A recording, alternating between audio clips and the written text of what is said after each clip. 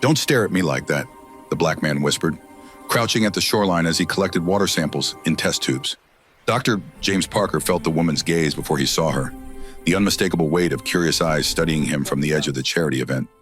He carefully sealed the vial of seawater, labeled it MS-47B, 9.3 ppm hydrocarbon, 61225, 0837 HRs, 34.0211, N, 118.4953U, and secured it in a specialized Pelican collection case without looking up. The Manhattan Beach cleanup fundraiser buzzed with activity around him. Volunteers in matching white t-shirts posed with trash grabbers for photographers. Corporate sponsors had erected elegant white tents where wealthy donors sipped Veuve Clicquot champagne while discussing their commitment to ocean conservation. A DJ played ambient music that competed with the natural rhythm of waves breaking against the California shore. James continued his methodical work, moving exactly 10 meters down the shoreline to collect another sample. His EPA credentials remained hidden in the inner pocket of his Conservation Society jacket, a deliberate choice for this phase of the investigation. The plastic evidence bags in his kit were labeled with federal case number EJ23847, though today he appeared as just Dr. James Parker, marine biologist from UCLA, invited as a technical consultant but largely ignored by the event organizers. The woman was still watching. Her gaze carried the particular intensity of someone who believed she owned everything her eyes fell upon. In the distance, a gleaming white Tesla Model S pulled into the VIP parking section. The driver's door opened, and Olivia Harrison stepped out, her auburn hair catching the morning sunlight as she surveyed her domain. At 30, she embodied West Coast privilege, tailored Stella McCartney linen dress, oversized Tom Ford sunglasses, and the confident posture of someone who had never been denied entry anywhere. "Ms. Harrison, thank goodness you're here," called out Margaret Foster, the event coordinator, rushing toward her with a clipboard. "Everything is nearly ready for your opening remarks. The mayor arrived early and is asking about the foundation's position on the coastal development proposal." Olivia removed her sunglasses, revealing piercing green eyes that scanned the event setup with practiced precision. "Tell him we're deeply committed to balanced coastal management that preserves natural resources while supporting responsible development. Nothing more specific until the board finalizes our position next week." Behind her, Nancy Wilson, Olivia's assistant, exited the passenger side clutching an iPad Pro. Channel 7 crew is setting up now. Los Angeles Times and Coastal Living both have photographers on site. The social media package is prepared with pre-approved hashtags and messaging points. "Perfect," Olivia nodded, her attention already drifting toward the shoreline where James worked. "Who's that?" "He's not wearing our event t-shirt." Margaret followed her gaze and frowned slightly. "Oh, him. That's Dr. Parker from UCLA's Department of Environmental Science. The city environmental office insisted we include him as a technical consultant, but honestly, he's been questioning our methods all morning. Apparently, our standardized cleanup protocols aren't scientifically rigorous enough for him." Olivia raised an eyebrow. "What does he suggest instead? Interpretive dance to save the dolphins?" Margaret laughed a little too enthusiastically. "He keeps talking about quantifiable baseline contamination assessment and socio-environmental justice metrics. Like this is some kind of academic research project instead of a straightforward charity event." As they spoke, James stood up with his sample case and turned toward them. For a brief moment, his eyes met Olivia's across the crowded beach. Something electric passed between them. Recognition, challenge, curiosity, before he deliberately turned away and made a notation on his collection log. "Should I ask him to stay in the background during the photo opportunities?" Margaret asked. Olivia continued staring at James, surprised by her own reaction to him. "No," she said finally. "Let's see what he has to say. If his concerns have any merit, we should address them." Nancy glanced up from her iPad with surprise. Olivia Harrison never showed interest in the actual technical aspects of their environmental events. Her role was to look photogenic, deliver inspiring sound bites, and persuade her wealthy friends to write generous checks. "Your mother called twice this morning," Nancy reminded her. "She wants to confirm you'll be at the country club board meeting tomorrow. They're discussing the new membership applications." Olivia's jaw tightened imperceptibly. The membership applications was code for the ongoing debate about maintaining the club's traditional atmosphere, a euphemism for keeping out anyone who didn't fit their preferred demographic profile. "Tell her I'll be there," she said, her eyes still following James as he methodically worked his way along the shoreline, collecting samples labeled with coordinates that she noticed corresponded precisely with industrial outflow points just offshore, points not included in the Foundation's glossy environmental impact assessments. For his part, James was acutely aware of her attention. He'd researched Olivia Harrison extensively as part of Case File EJ23847, heir to the Harrison real estate fortune, figurehead of the Harrison Environmental Foundation, and a woman whose family had built generational wealth through the same development practices that had created the environmental justice disparities documented in his investigation. What she didn't know was that her charity beach cleanup had become a key evidence collection opportunity in his federal investigation into systematic violations of the Clean Water Act, Resource Conservation and Recovery Act, and Environmental Justice Executive Order 112898, violations that disproportionately affected low-income communities of color while wealthier. Whiter beaches received preferential protection. The morning sun climbed higher as James sealed another sample vial, documenting benzene levels 43, 7 times higher than federal safety standards in areas just beyond the carefully selected cleanup zone. Olivia Harrison had grown up in a world defined by invisible boundaries, the daughter of Richard and Elizabeth Harrison. She'd been raised in a 12,000-square-foot mansion in Pacific Palisades, with panoramic ocean views secured through her father's strategic real estate acquisitions. Richard Harrison had built his $2.8 billion empire by understanding which properties would appreciate and which communities would remain desirable, a word loaded with implications about race and class that were never explicitly discussed at the dinner table, but were embedded in every business decision. By age 7, Olivia had internalized the unspoken rules of her social class. She understood that Greenwich Academy only accepted certain families, that summer meant the Harrison yacht in Nantucket rather than public beaches, and that their Christmas card list precisely mirrored her father's business network. Her mother had supervised her social calendar with the precision of a military strategist, ensuring that Olivia formed connections with children whose parents controlled banks, media companies, and political offices. Relationships are investments, Elizabeth would remind her daughter during their weekly lunches at the Beverly Hills Hotel, where the staff knew to reserve their preferred corner table without being asked.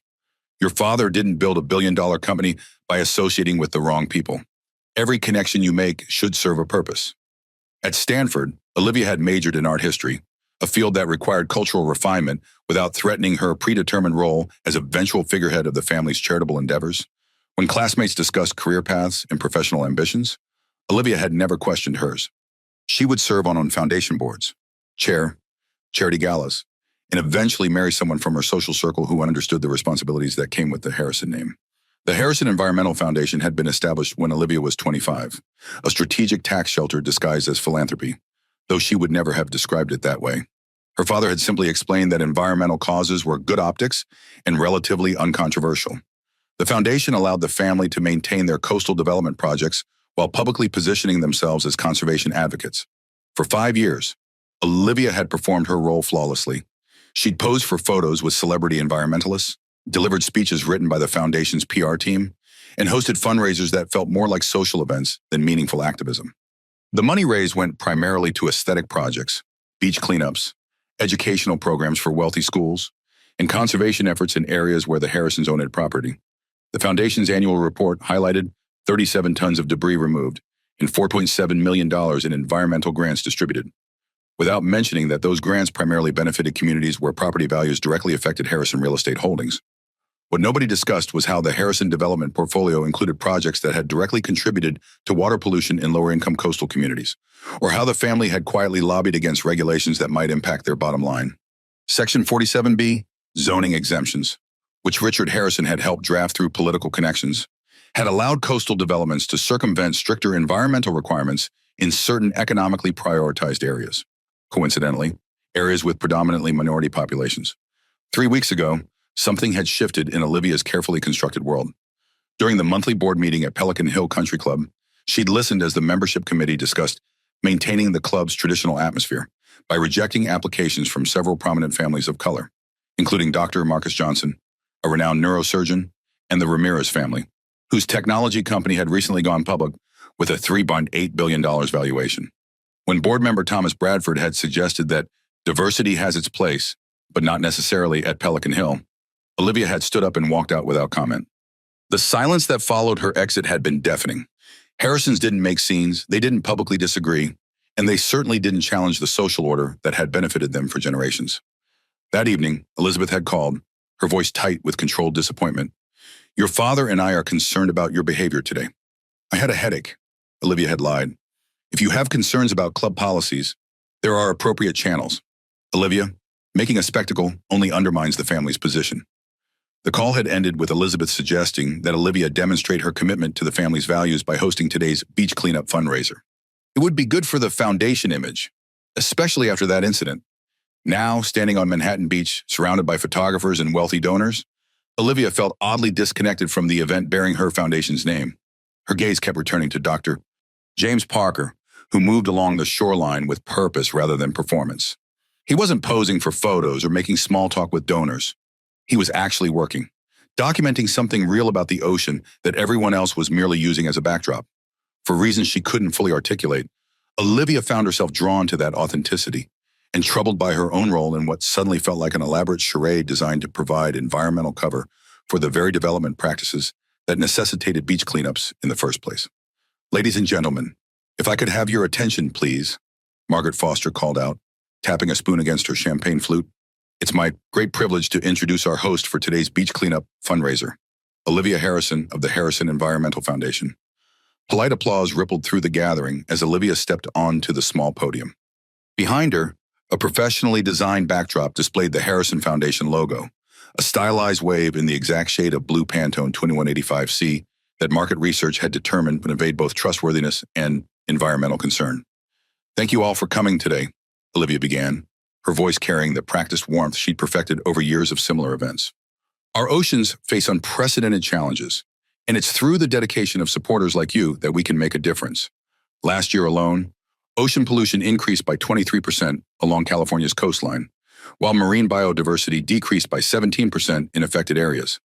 As she delivered her carefully scripted remarks, Olivia was acutely aware of James Parker standing at the periphery of the crowd. Unlike the donors nodding appreciatively at her speech, his expression remained analytical, his eyes occasionally shifting to the water, where his sampling had revealed contamination levels that contradicted the Foundation's carefully curated statistics. "And with your generous support, we've already removed 2,847 pounds of debris from Southern California beaches this year alone," she concluded. "Now, let's roll up our sleeves and make Manhattan Beach shine." On cue, the event staff distributed designer trash grabbers and biodegradable collection bags to the volunteers. Photographers positioned themselves for the perfect shots of celebrities and business leaders picking up carefully placed pieces of litter. "Ms. Harrison, could we get a photo of you collecting that plastic bottle?" called out a photographer from Coastal Living magazine, pointing to a water bottle that had been artfully positioned against a rock. As Olivia moved toward the stage photo opportunity, she noticed James shaking his head slightly before turning back to his water sampling. "Is there a problem, Dr. Parker?" she asked, loud enough for those nearby to hear. James looked up, seemingly surprised to be addressed directly. "No problem at all, Ms. Harrison. Just noting that while photos of people picking up trash make for good publicity, they don't address the underlying contamination causing far more significant ecological damage. Your event is focusing on visible macroplastics while ignoring PCBs at 37 times federal safety thresholds just offshore." Margaret Foster intervened quickly. "Dr. Parker is one of our technical consultants, very knowledgeable about marine biology, but perhaps not fully appreciating the importance of public engagement through events like this." "Actually," James responded calmly, holding up a sample vial, "public engagement would be more meaningful if it included education about the polycyclic aromatic hydrocarbons at 43.7 ppm in this water sample, nearly 50 times the EPA limit of 0.9 ppm. These compounds are linked to developmental disorders and cancer rates that are 67% higher in coastal communities just 5 miles from here." An uncomfortable silence fell over the nearby donors. This wasn't the script they had come to perform. "Perhaps we could discuss alternative approaches after the event," Olivia suggested diplomatically, conscious of the watching photographers. "Of course," James replied with a smile that didn't quite reach his eyes. "Though I should point out that the collection methodology you're using today will skew any meaningful data.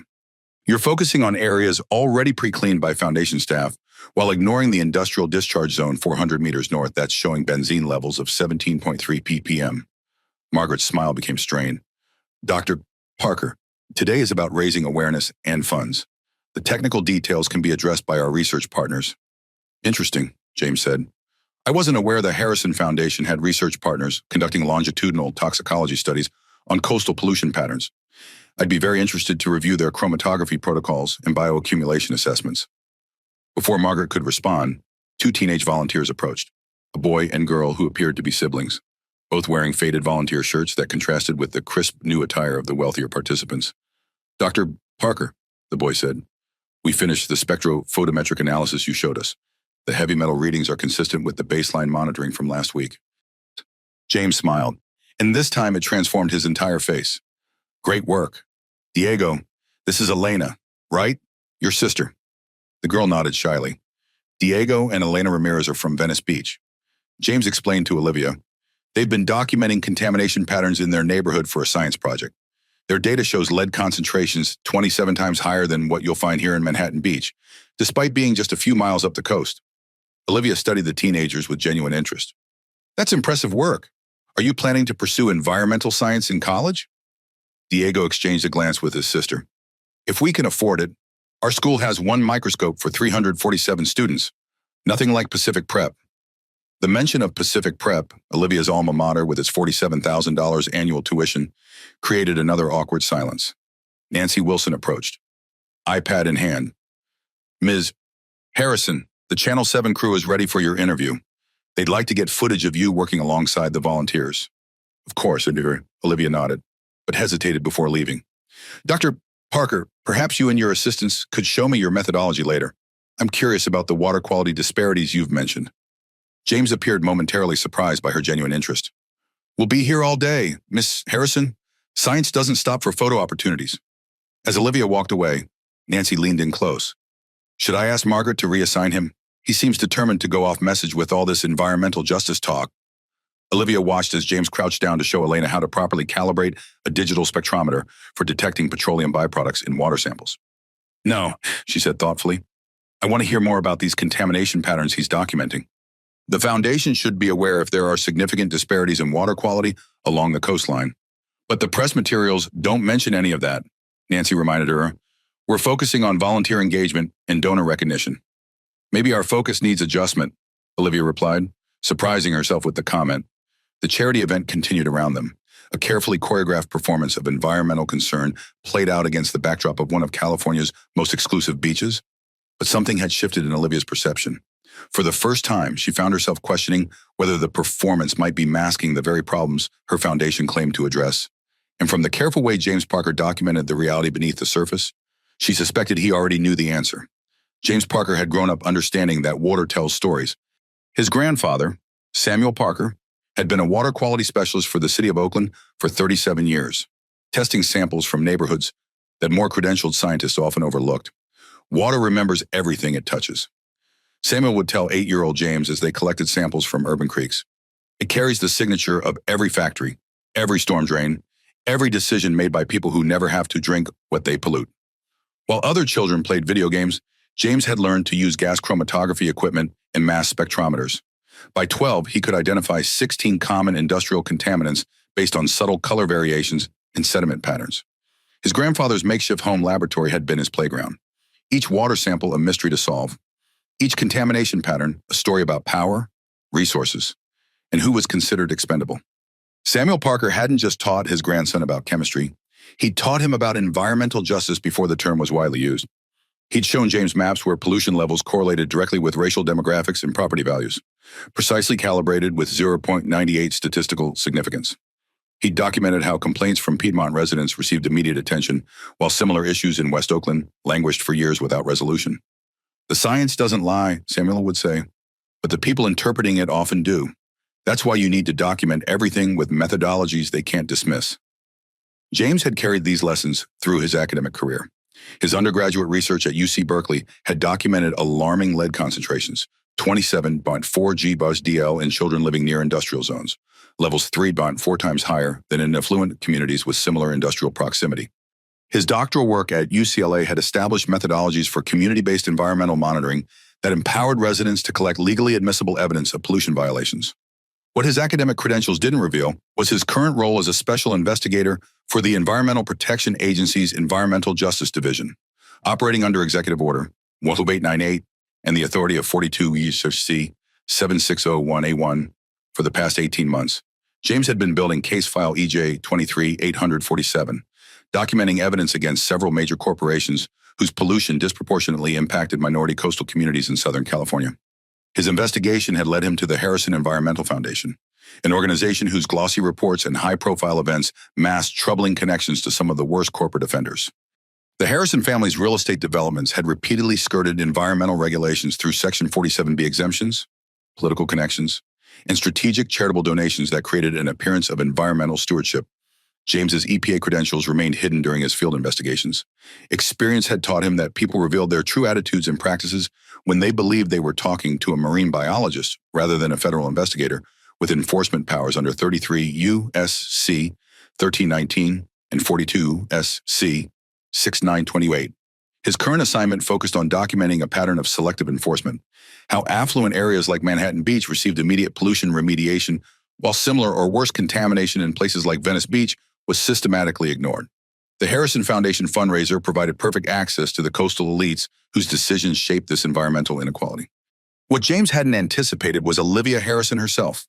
He'd expected another disinterested socialite using environmentalism as a photo opportunity.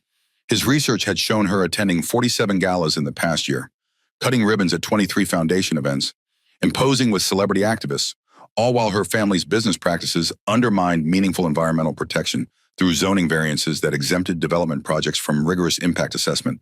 Yet something in her reaction to his comments suggested complexity he hadn't accounted for.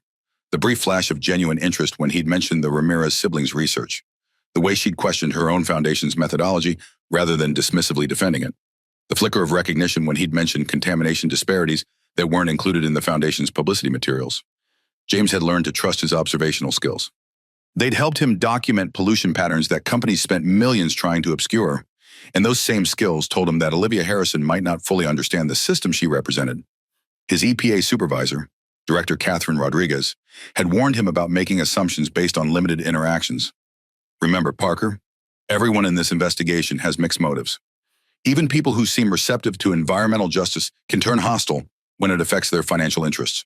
Document everything according to protocols. Your evidence needs to withstand inevitable legal challenges. James had seen this pattern repeatedly. Corporate executives expressed shock and concern when shown pollution data, then quietly hired lawyers to discredit the evidence. Politicians promised action when cameras were rolling, then voted against regulatory enforcement when public attention shifted elsewhere. The most dangerous opponents weren't those who openly denied environmental problems. They were those who performed concern while systematically undermining solutions through technical loopholes and procedural delays. As he collected water samples along Manhattan Beach, James reminded himself to maintain professional distance. His investigation had already documented 15 specific federal violations as under the Clean Water Act, 33 U.S.C. 1251 ETIACQ, Resource Conservation and Recovery Act, 42 S.C.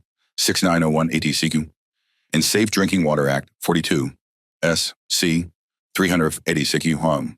The evidence was building toward potential criminal charges under 18 U.S.C. 1001 false statements and 33 U.S.C. 1319C, 2 knowing violations against several corporations with ties to the Harrison Foundation. Olivia Harrison might seem different from what he'd expected, but her family's business interests connected directly to the environmental injustice he was working to expose. Getting distracted by personal impressions could compromise months of meticulous evidence gathering that would need to withstand intense legal scrutiny if it led to criminal enforcement.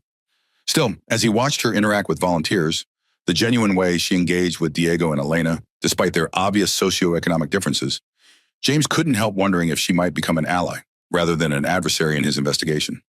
The most effective environmental justice work often came from insiders who recognized problems from within broken systems. People who had the influence and access to create meaningful change once they understood the true impact of policies they'd previously accepted without question. Whether Olivia Harrison would become such an ally remained to be seen.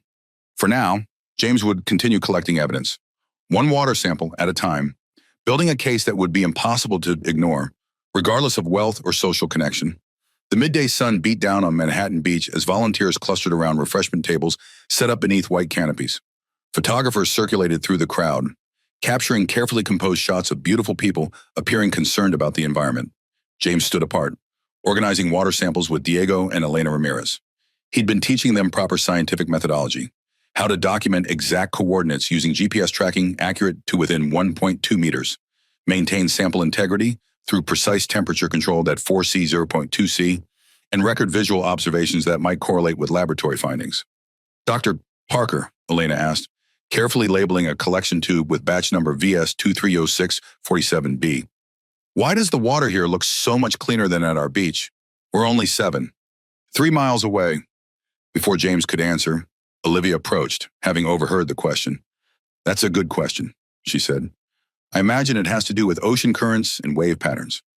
Actually, James replied, referencing his data tablet, It has more to do with municipal infrastructure investment and regulatory enforcement disparities. Manhattan Beach has received $47.3 million in water quality improvement funding over the past 5 years and undergoes weekly monitoring with a 98.7% follow-up rate on violations. Venice Beach has 6 active industrial discharge points operating under Section 47B exemptions and hasn't had a comprehensive remediation effort in 11 years, despite documented contamination levels exceeding federal thresholds by factors of 8 to 43, depending on the compound. Margaret Foster appeared suddenly at Olivia's side. Ms. Harrison, Channel 7 would like a follow-up interview about the Foundation's future initiatives. In a moment, Olivia replied, her attention still on James. What's Section 47B exemptions? I wasn't aware of industrial discharge points near Venice Beach. I'm not surprised, James said, pulling up a digital map on his tablet. The Harrison Foundation's environmental impact reports don't mention them, despite funding cleanup efforts less than 10 miles away. These red indicators show discharge points from 4 manufacturing facilities and 2 chemical processing plants, all operating under regulatory variances that were originally intended as temporary measures, but have been continuously renewed for 23 years through political connections. Diego looked up from his notebook. Our community has been reporting respiratory problems and skin infections for years. The hospitalization rate for chemical exposure is 678% higher in our zip code compared to here, but nobody does anything because it's just us living there. Margaret's smile tightened. I'm sure there are complex regulatory factors involved. Our foundation focuses on areas where we can make the most visible impact. Visible being the key word, James noted. Contamination in Venice Beach includes benzene at 17.3 ppm, arsenic at 43 g/mol, and PCB concentrations of 2,500 nanograms in sediment, largely invisible to casual observation, but documented in correlation with childhood cancer rates 340% above statistical norms for communities without industrial exposure. Olivia frowned.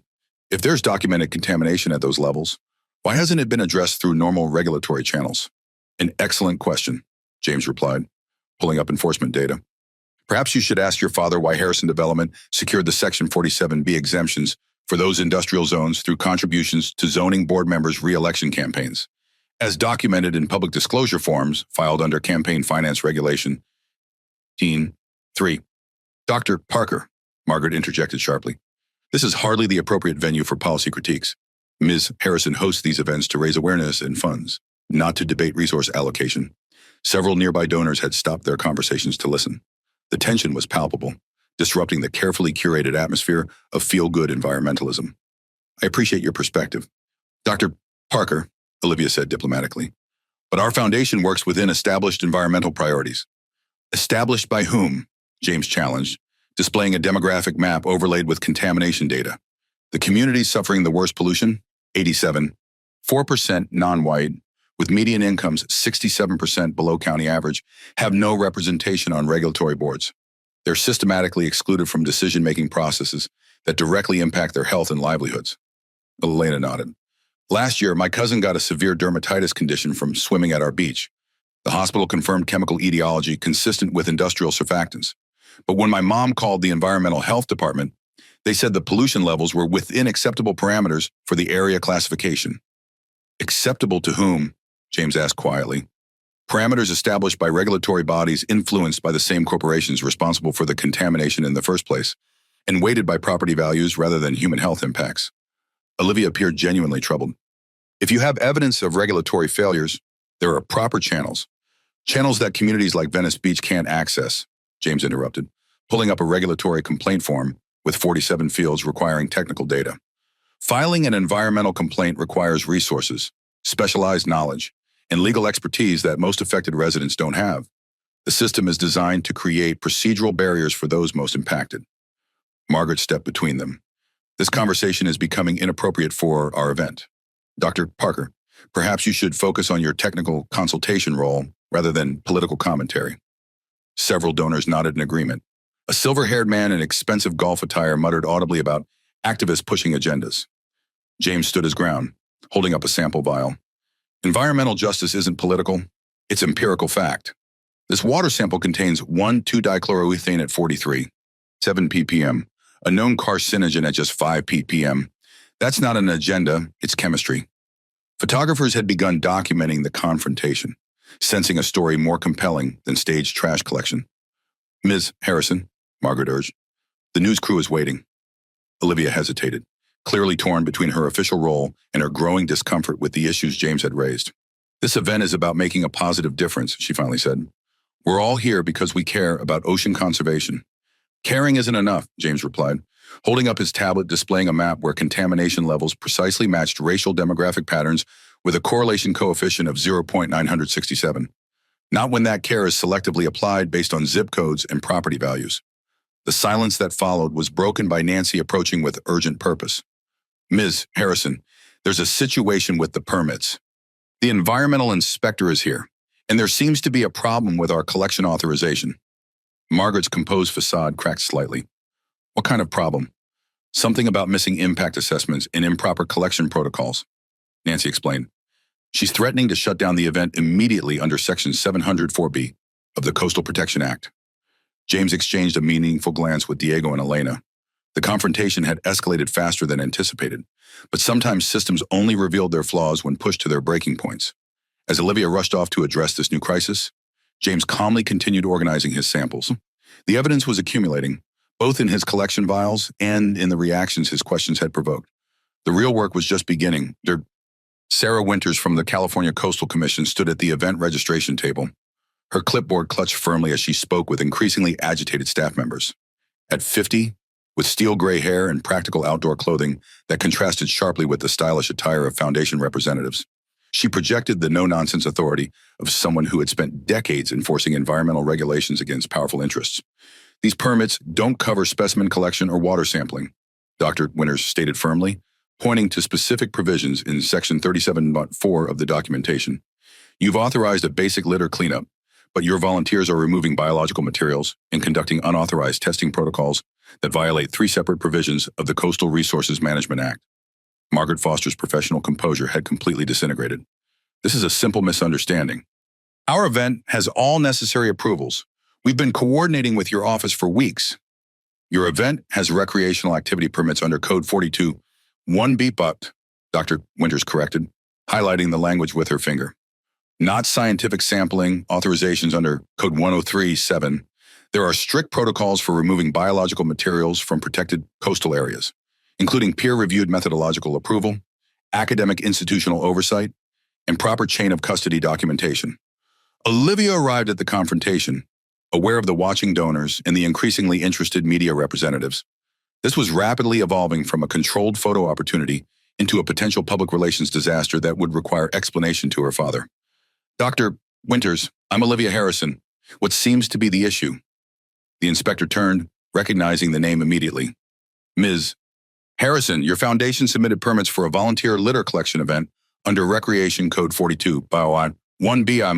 However, I've observed systematic biological sampling, water testing, and habitat documentation occurring without proper authorization under Scientific Collection Code 103.7. Olivia glanced toward James, who stood observing the situation from a short distance away, his expression unreadable. "I understand your concern," Olivia began, "but I'm sure this is simply an administrative oversight that we can quickly resolve." "Unfortunately, it's not that simple," Dr. Winters replied, referencing specific regulations on her tablet. "Scientific sampling in protected coastal areas requires environmental impact assessments, specific collection protocols, and chain of custody documentation. Without proper authorization, I'm obligated to suspend all activities beyond basic litter removal under Section 704B of the Coastal Protection Act." The news crew had shifted their attention to this developing story, sensing something far more interesting than the planned puff piece about charitable environmentalism. "What about the reception, the donor recognition ceremony?" Margaret whispered frantically. "Those can proceed," Winters clarified, "but all sampling, testing, and biological collection must cease immediately, and all samples already collected must be cataloged and possibly surrendered as improperly obtained specimens under Regulation 87. 3C. Nancy appeared at Olivia's side. "The Channel 7 reporter is asking for a statement about the permit situation. Several major donors are also expressing concerns about potential compliance issues." The perfectly orchestrated charity event was unraveling rapidly. Olivia could see her mother's inevitable disappointment, her father's criticism about mismanaging the foundation's public image. The Harrison name was associated with flawless execution, not regulatory failures and public embarrassment. James approached, his sample case in hand. "I couldn't help overhearing. Perhaps I can assist." Margaret's expression hardened. You've done quite enough already, Dr. Parker. Actually, Olivia interrupted, surprising herself. I'd appreciate Dr. Parker's input, given his expertise in this area. James nodded respectfully to Dr. Winters. Sarah, I didn't realize you'd be the inspector on site today. Winters' professional demeanor warmed slightly. James, I might have known you'd be involved in this situation. You know each other, Olivia asked, suddenly uncertain about the dynamics at play. Dr. Parker and I have worked together on several coastal assessment projects, Dr. Winters explained. His research methodologies on contaminant dispersion patterns in urban runoff zones are considered the gold standard in the field, which is why I'm surprised to find him involved in an event with such significant procedural oversights. James placed his sample case on the table. Ms. Harrison wasn't aware of the comprehensive sampling we've been conducting as part of case file EJ 23847. I take full responsibility for not ensuring all proper permits were in place under Scientific Collection Code 103-7. Olivia shot him a questioning look, which he met with a barely perceptible nod. However, and he continued, we can address the situation by retroactively filing the Scientific Collection Addendum under my UCLA Research Authorization 8724B, provided we implement the community-based monitoring protocols I've been recommending, which are already pre-approved under Coastal Commission Research Exception 37 from. Winters considered this. That could work, but it would require significant modifications to your current approach. The community engagement components are non-negotiable for retroactive authorization under Section 37 from. What exactly would that entail? Olivia asked. It means incorporating local stakeholders as authorized collection partners rather than just passive beneficiaries. James explained. It means sharing data with affected communities through standardized disclosure protocols and ensuring they have meaningful input in remediation priorities through legally recognized participation frameworks. Olivia understood the implied criticism of her foundation's typical approach.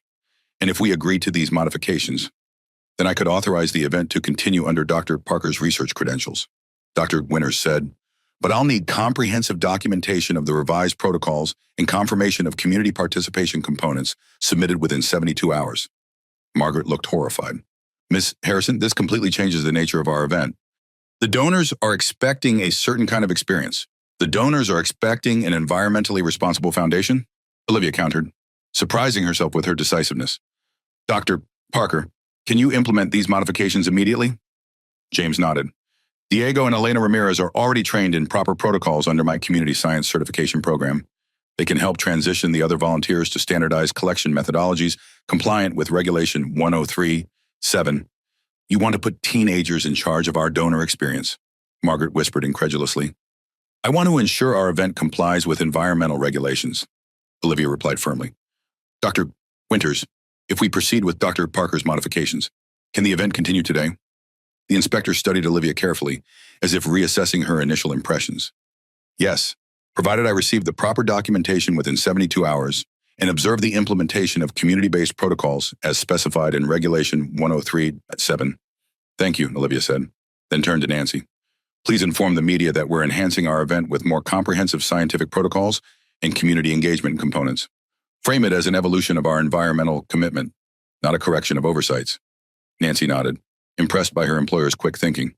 As Dr. Winters moved away to inspect other aspects of the event, Olivia turned to James. You could have let the event get shut down. Why help? Because environmental protection isn't advanced by public embarrassment and canceled events, he replied. It's achieved through education and systemic change.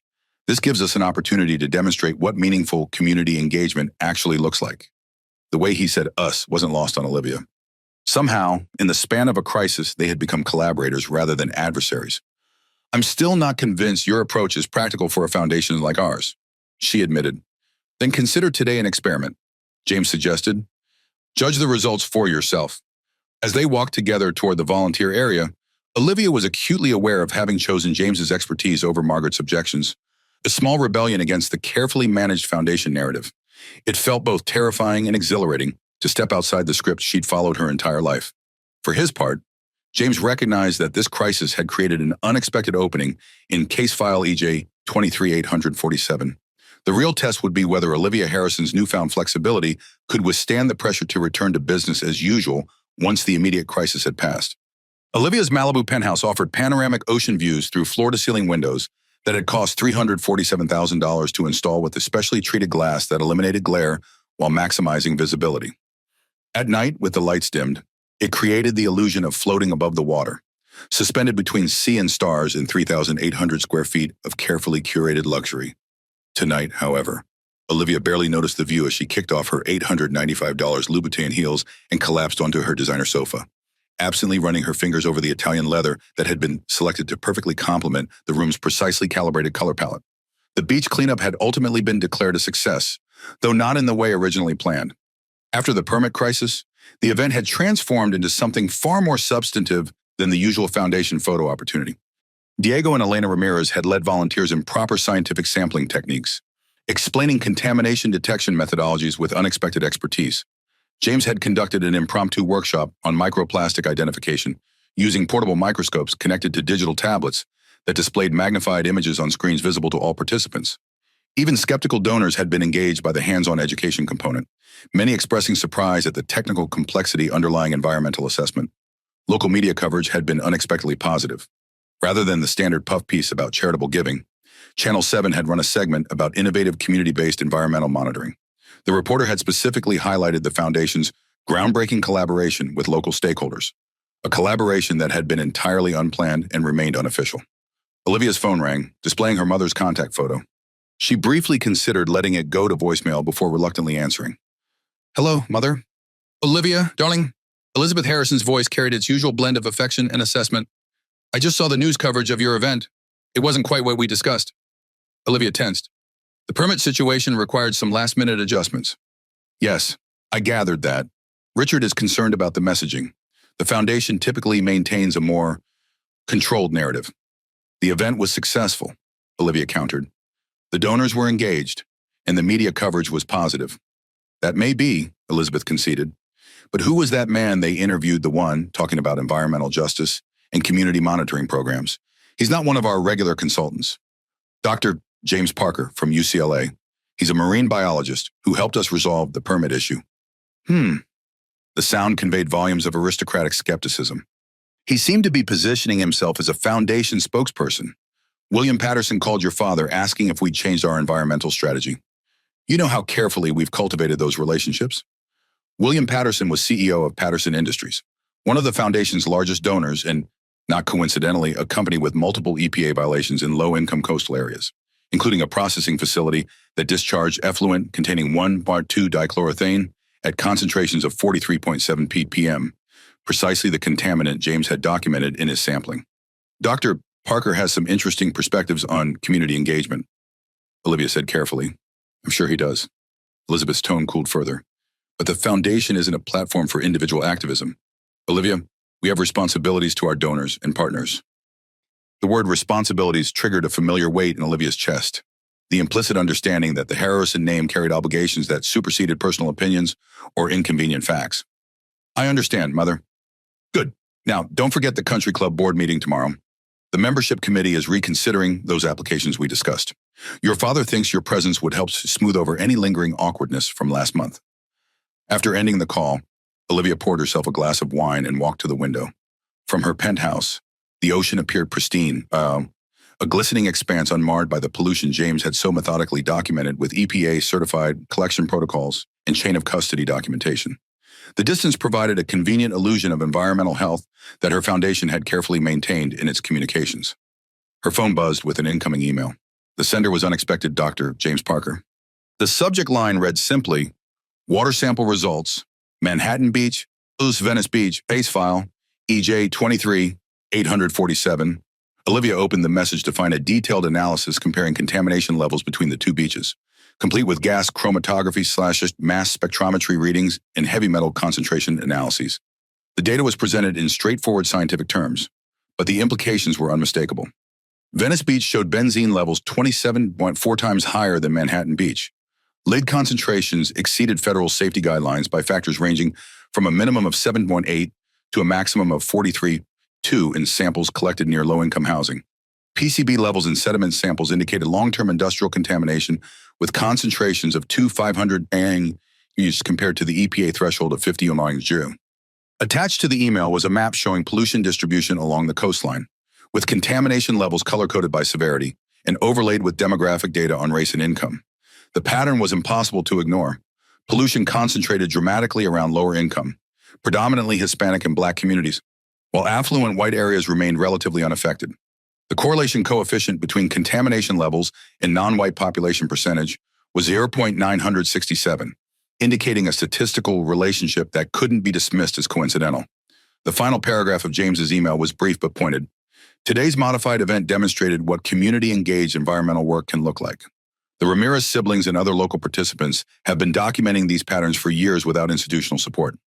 Imagine what might be possible if organizations like the Harrison Foundation directed their resources toward addressing actual environmental inequities rather than just maintaining the perception of environmental concern. Olivia stared at the data, unable to dismiss it as easily as her mother had dismissed James himself. The numbers weren't opinion or activism. They were measurable facts that directly contradicted the narrative her foundation had been promoting about successful coastal conservation efforts. For the first time, she wondered what other realities might exist beyond the carefully curated worldview she'd inherited along with the Harrison name. What other convenient illusions had she accepted without question? Because they aligned with her family's interests. As she closed the email, Olivia realized she'd already made a decision that would have been unthinkable 24 hours earlier tomorrow. After the country club meeting, she would drive to Venice Beach and see for herself what the data represented. The country club board meeting had proceeded exactly as expected. Olivia had sat silently as the membership committee rejected 3 applications from prominent families of color, citing space limitations and cultural fit considerations rather than the more explicit language used in private discussions. Her father had nodded approvingly when the final votes were tallied, pleased by her apparent return to family solidarity after last month's walkout. Now, as Olivia navigated her Tesla through the stark transition from Pacific Palisades toward Venice, she felt a growing discomfort with how easily she'd fallen back into complicit silence. The landscape perfection of her parents' world gave way to urban reality.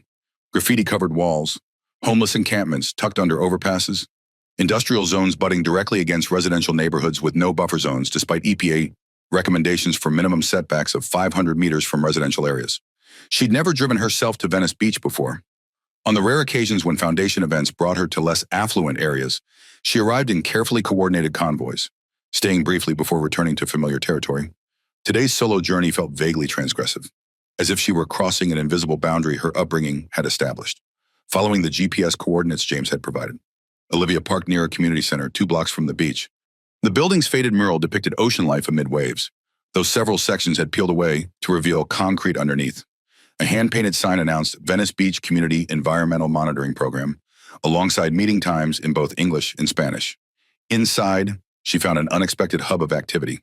Folding tables held scientific equipment, digital spectrometers, water testing kits, sample containers, while wall-mounted maps displayed coastal pollution monitoring data with precision that rivaled professional environmental assessments. Teenagers and adults worked together, some analyzing samples under microscopes that fed data to laptop computers, others updating documentation with meticulous attention to chain of custody protocols. James stood at the center table, examining chromatography readings while explaining something to Elena Ramirez. He looked up when Olivia entered, surprise briefly crossing his features before he composed himself. "Ms. Harrison, I didn't expect to see you here." Several volunteers turned to stare, clearly recognizing her name. Conversations hushed as people exchanged glances, their expressions ranging from curiosity to suspicion. "I got your email," Olivia explained, suddenly feeling out of place in her designer outfit. "I wanted to see the monitoring program firsthand." James studied her for a moment before nodding. "Elena, would you show Ms. Harrison the community impact mapping we've been working on?"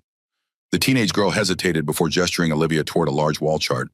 "This shows reported health issues correlated with the contamination levels along different sections of the beach." The map used color gradients to indicate pollution severity, with pins marking specific health incidents, skin infections, respiratory problems, gastrointestinal issues, reported by local residents. The pattern was unmistakable health problems clustered precisely where contamination levels peaked, with a correlation coefficient of 0.943 between reported symptoms and measured toxicity levels. "We've been collecting this data for 3 years, Elena explained, pointing to a timeline showing consistent patterns. "My brother Diego started it for his science project after our cousin got dermatitis from industrial surfactants at concentrations of 247 GRL, well above the EPA safety threshold of 50 GDL. "Has this information been shared with health authorities?" Olivia asked, noting the scientific rigor of the documentation. "Multiple times," James answered, joining them, along with water quality data showing contamination well above federal safety guidelines.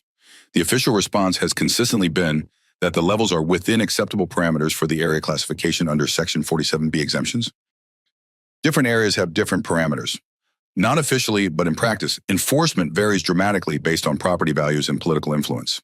Venice Beach is classified as an industrial adjacent recreation zone under Code 37.4, which allows contamination thresholds 8.7 times higher than primary recreation zones like Manhattan Beach, despite identical human exposure patterns.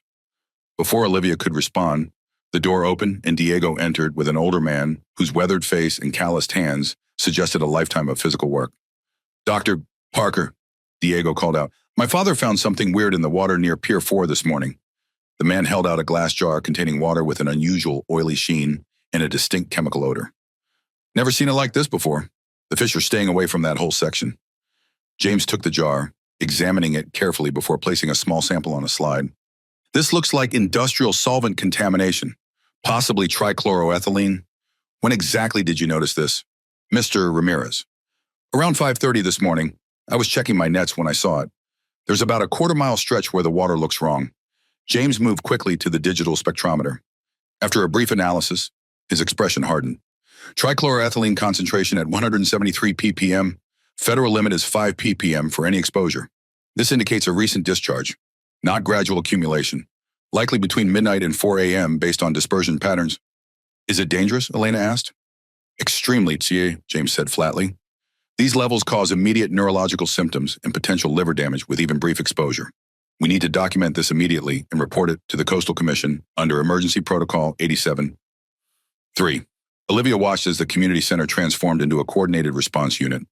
Volunteers gathered equipment, prepared documentation forms, and organized into teams with practiced efficiency. This wasn't a performative exercise. It was a genuine environmental emergency response with protocols more rigorous than many professional operations she'd observed. "Ms. Harrison," James said, turning to her, "you are welcome to observe, but this will be fieldwork in contaminated conditions. We'll be using level 2 PPE, including respirators and chemical-resistant gloves." "I'd like to help," she found herself saying. "If that's possible." James appeared momentarily surprised before nodding. "Elena can show you how to properly document sample collection. That's crucial for establishing legal chain of custody if this becomes an enforcement case." 20 minutes later, Olivia found herself walking along Venice Beach with Elena, clipboard in hand, documenting precise coordinates as James and Diego collected water samples. The beach here bore little resemblance to Manhattan Beach's pristine shoreline. Debris washed up along the tide line. The sand itself appeared darker, and in places an oily residue left rainbow patterns where water receded.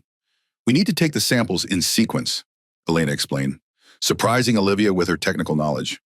"Each collection point has to be precisely documented with GPS coordinates, timestamp, and visual observations.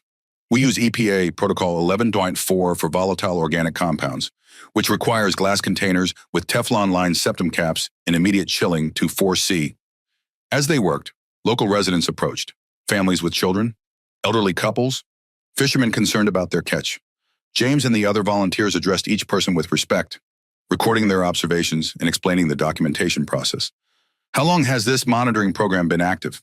Olivia asked Elena as they noted another sampling location. "Dr. Parker helped us set it up 3 years ago after the big fish die-off that nobody would investigate," Elena explained.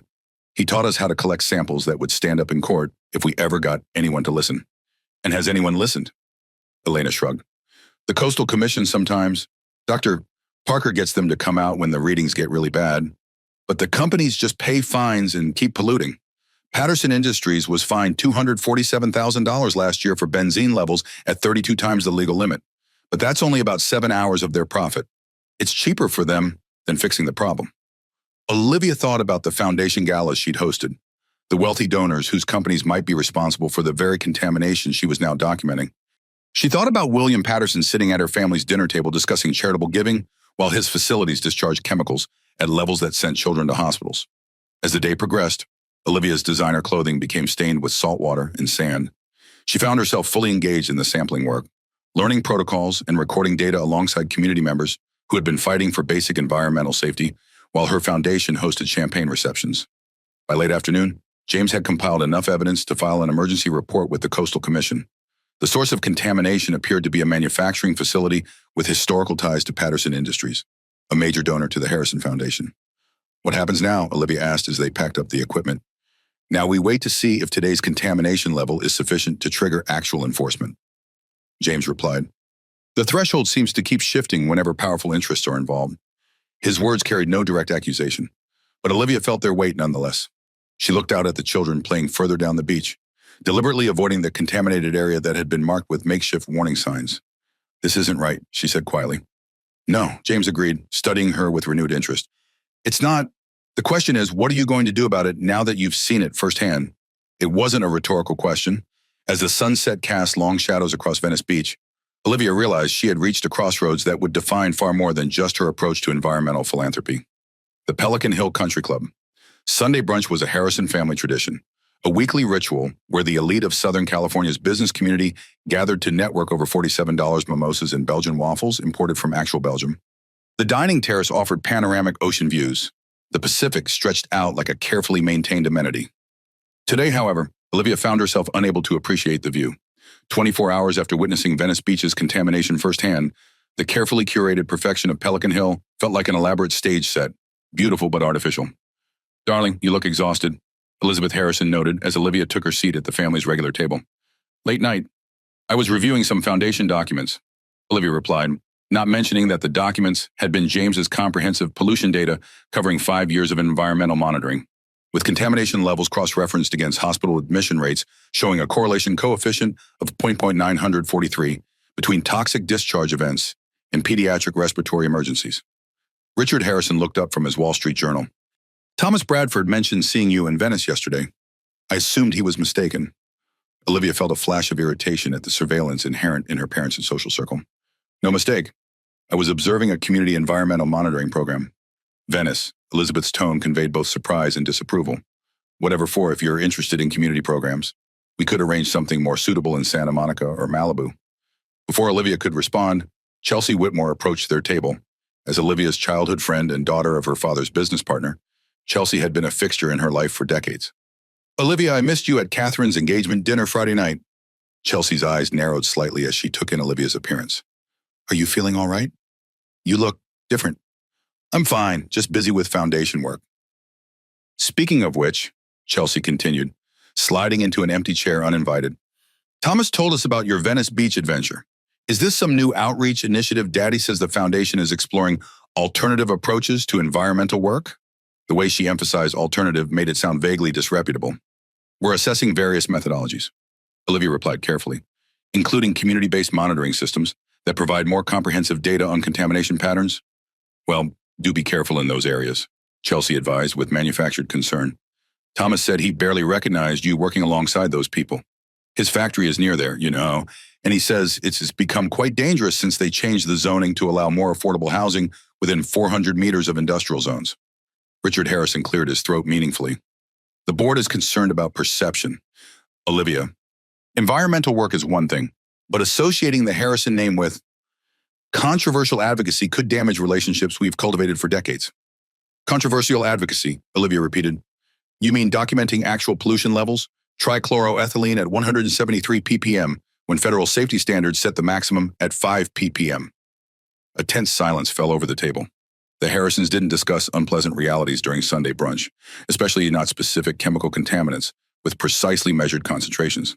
Elizabeth shot her husband a warning glance, clearly hoping to redirect the conversation towards safer topics. Thomas Bradford mentioned you were working with some activist scientists, Elizabeth said lightly. Perhaps we should invite him to the Foundation Gala next month. It's important to engage different perspectives, even if we don't ultimately adopt them.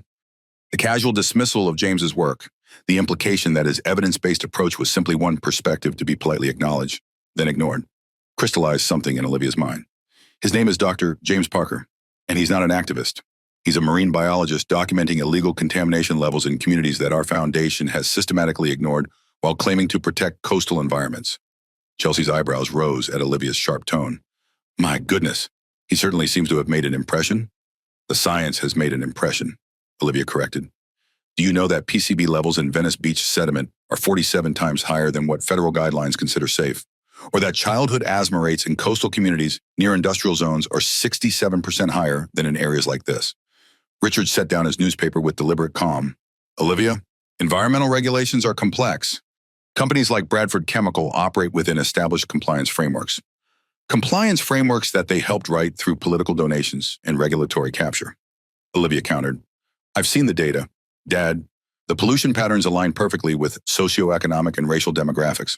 Correlation coefficient 0.967 for contaminant levels and non-white population percentage. Thomas Bradford himself approached their table, his golf attire immaculate and his smile practiced. Richard, Elizabeth, beautiful morning, isn't it? He turned to Olivia with exaggerated concern. Olivia, I hardly recognized you yesterday. Venice Beach is no place for someone like you, especially around those environmental activists. Some of them have made quite troubling accusations about local businesses. Troubling because they're false, or troubling because they're true? Olivia asked quietly. Bradford's smile faltered momentarily before reasserting itself.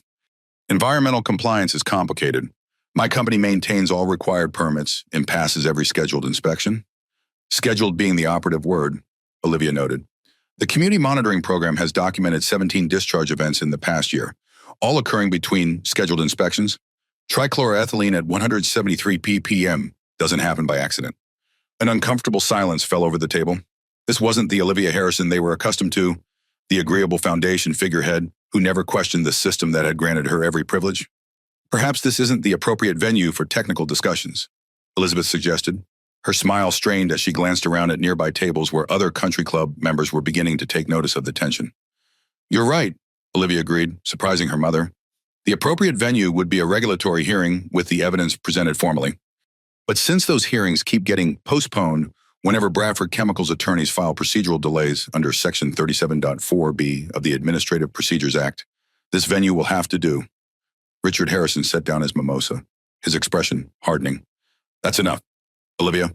Whatever point you're trying to make, you're embarrassing yourself and this family.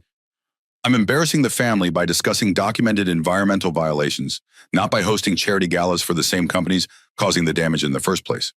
You've clearly been influenced by this Parker person, Chelsea interjected. It's understandable. He's apparently quite charismatic with his social justice agenda. But surely you can see how this appears to those who care about you. How what appears, Chelsea? My interest in actual environmental protection rather than performative charity. Bradford cleared his throat uncomfortably. I should give you family privacy. Richard, we'll talk tomorrow about that zoning matter. As Bradford retreated, Richard leaned forward. Olivia, I don't know what's gotten into you, but this stops now. The foundation operates according to established protocols that balance environmental interests with business realities. If you can't maintain that balance, perhaps you should take a break from your public role. The threat was clear. Conform or be removed. A week ago, the prospect would have terrified Olivia. Now, looking at her parents' carefully composed expressions of concern, she felt something unexpected relief. Maybe I should, she agreed, standing up. The foundation could use a break from public relations environmentalism. Maybe try actual environmental protection for a change. As she walked away from the table, leaving her family in stunned silence, Olivia felt lighter than she had in years. The country club's perfect ocean view suddenly seemed less like paradise and more like willful blindness to the coastline that actually existed beyond their carefully maintained illusion. Over the next 2 weeks, Olivia found herself drawn increasingly to the Venice Beach Community Center. What had begun as curiosity transformed into regular involvement with the monitoring program. She arrived each morning in progressively less designer clothing, learning sampling protocols, documentation procedures, and the technical aspects of environmental assessment that her foundation work had never required her to understand. James remained initially skeptical of her commitment, watching with guarded interest as she integrated herself into the community's environmental efforts. His reserve began to soften as Olivia demonstrated genuine dedication to learning, not as a philanthropic observer, but as an active participant willing to get her hands dirty in the literal sense. You're holding the sediment core sampler wrong, he noted one morning as they worked along the shoreline. If you angle it at 43 degrees instead of vertically, you'll get surface contamination in your deeper samples. EPA Protocol 17. 3 requires perpendicular insertion to maintain stratification integrity. Olivia adjusted her technique, concentrating on maintaining the proper position. Like this? James nodded with the first hint of a genuine smile. Much better. You're learning faster than most of my graduate students. I have a good teacher, she replied, surprised by how much his approval meant to her. They worked in companionable silence for several minutes before James asked the question he'd been circling for days. Your family must have opinions about your new involvement here. Olivia focused on labeling her sample container before responding. We're not currently on speaking terms. My father has temporarily relieved me of my foundation responsibilities, pending what he calls a recalibration of priorities. My trust fund access has been restricted, and my mother has left 17 increasingly concerned voicemail messages about my concerning associations. I'm sorry, Sano, James said, and seemed to mean it. Don't be. It's clarifying to have the choice made explicit. Support the Foundation's approach to environmental management or be excluded from it entirely. She sealed the container with more force than necessary. Apparently, collecting actual evidence of environmental harm constitutes inappropriate advocacy rather than responsible stewardship. James studied her with new appreciation. Few people would walk away from the kind of privilege and position Olivia had been raised to occupy. Most people in your situation would have found a comfortable compromise, he observed. Maintain appearances while making small, symbolic changes that don't threaten the underlying system. Maybe that's who I was 2 weeks ago, Olivia admitted. But once you see certain realities, you can't unsee them. The patterns in this data, she gestured toward their collection kit, they tell a story that I can't pretend not to understand anymore. Their conversation was interrupted by Diego and Elena Ramirez arriving with additional monitoring equipment. Over the past weeks, Olivia had developed a genuine rapport with the siblings, impressed by their scientific knowledge and commitment to their community. Ms. Harrison, Elena called out, we got the lab results from yesterday's samples. The trichloroethylene levels have decreased to 47 ppm since we filed the report, but that's still 9.4 times above the federal safety threshold. That's because Dr. Parker's complaint got the Coastal Commission to actually inspect Bradford Chemical this time. Diego added, my dad says they've been running their filtration systems nonstop since the inspector showed up. Usually they only operate the scrubbers during scheduled inspections. James nodded. Temporary compliance is better than none, but we need to document long-term patterns. Bradford will go back to midnight discharges as soon as the regulatory attention shifts elsewhere. Unless we maintain the attention, Olivia suggested. What if we establish permanent monitoring stations, automated systems that collect and analyze data continuously, with results publishing in real time to a public dashboard? James looked at her with surprise. That would require significant funding and technical infrastructure. Each monitoring station costs approximately $47,000 for equipment that meets federal evidence standards. I may be temporarily suspended from the foundation, but I still have personal resources. Olivia said, and contacts who might be interested in supporting genuine environmental accountability rather than charity galas. As they discussed logistics, Elena and Diego exchanged knowing glances. The chemistry between Dr. Parker and Ms. Harrison had become increasingly obvious to everyone in the monitoring program. Their technical discussions frequently evolved into broader conversations about environmental justice, community empowerment, and the systemic changes needed to address coastal pollution. Later that afternoon, as sunset painted the horizon in shades of orange and pink, Olivia and James walked along the shoreline reviewing the day's collection data. The beach had emptied of tourists, leaving them in relative privacy. I've been meaning to ask, Olivia said. How did you get involved in community-based monitoring? Your academic credentials could have taken you into much more prestigious research positions. James was quiet for a moment, watching the waves before responding. My grandfather was a water quality specialist in Oakland for nearly 40 years. He taught me that water tells stories about power and justice if you know how to listen. He pointed toward the horizon where industrial facilities were visible in the distance.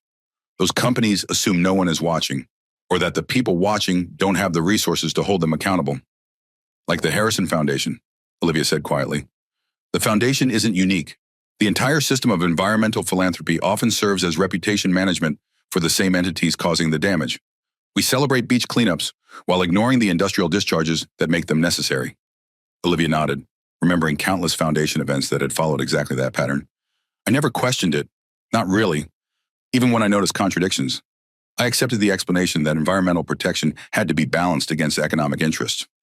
Balanced in whose favor, James asked, and who bears the consequences of that balance? They had reached a rocky outcropping where they could sit watching the water. The evening air carried a slight chill, and Olivia found herself moving closer to James for warmth. When I first met you at the Manhattan Beach event, I thought you were being unnecessarily confrontational, she admitted. Now I understand you were simply stating facts that I'd been trained not to see.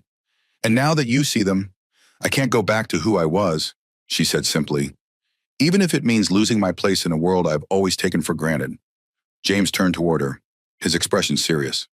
The environmental justice community has seen many wealthy allies come and go. Olivia, people who get involved when it feels meaningful but retreat when it requires genuine sacrifice or threatens their social position.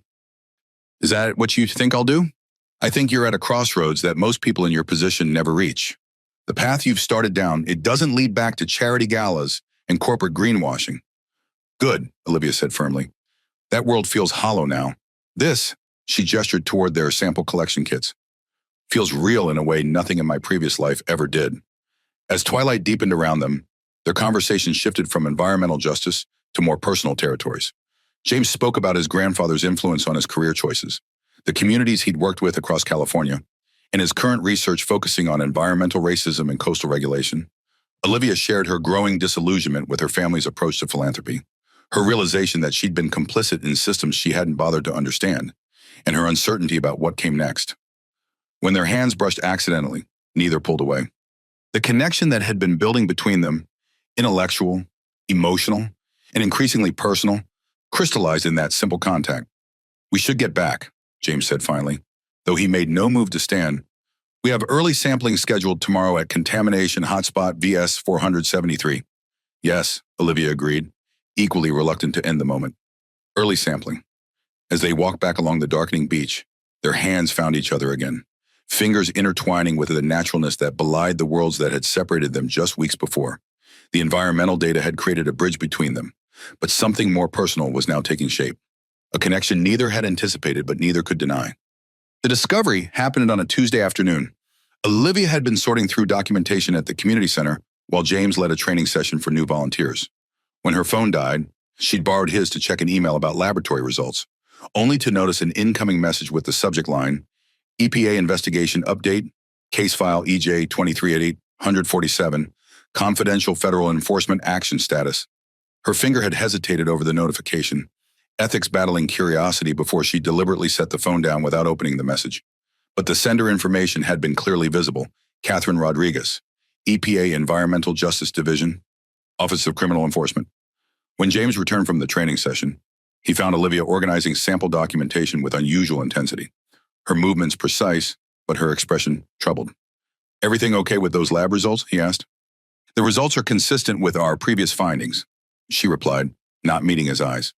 Your phone got a message while I was using it, something from the EPA Environmental Justice Division, from Catherine Rodriguez. James went still, his expression carefully neutral. You read my emails? No, Olivia said quickly. I just saw the notification about case file EJ 23-847 and federal enforcement actions. The silence that followed felt weighted with unspoken questions. Finally, James sighed, checking to ensure they were alone in the community center before speaking. I should have told you earlier. I'm not just a UCLA marine biologist. What are you officially special investigator with the Environmental Protection Agency's Environmental Justice Division, operating under Executive Order 10898 and Section 1103A of Title 42? I've been building a federal case against several companies for systematic violations of the Clean Water Act, Resource Conservation and Recovery Act, and Safe Drinking Water Act in low-income coastal communities. Olivia absorbed this, connecting pieces that suddenly made sense. James's detailed knowledge of regulatory frameworks, his meticulous evidence collection protocols, the way government officials responded to his inquiries with unusual seriousness. How long have you been investigating? She asked. 18 months. Case file EJ 23-847 was initiated after patterns emerged, showing statistically significant correlations between toxic discharge events and demographic data. The community monitoring program is legitimate. Everything we've been doing has real scientific and educational value, but it's also generating legally admissible evidence for potential federal criminal enforcement actions. Against Bradford Chemical, James hesitated before answering. Bradford is target entity 17 in our investigation. There are 23 corporate entities currently under federal scrutiny for coordinated environmental violations. The implication hung in the air between them. If Bradford Chemical was target entity 17, the Harrison Foundation's connections to environmental violations might also be under investigation. Is that why you approached me at the Manhattan Beach event? Am I part of your investigation?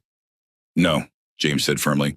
The Harrison Foundation came onto our radar because of its connections to several companies with significant violation patterns. But you personally were never a target of our investigation. Just a potential source of information, Olivia asked, unable to keep the hurt from her voice.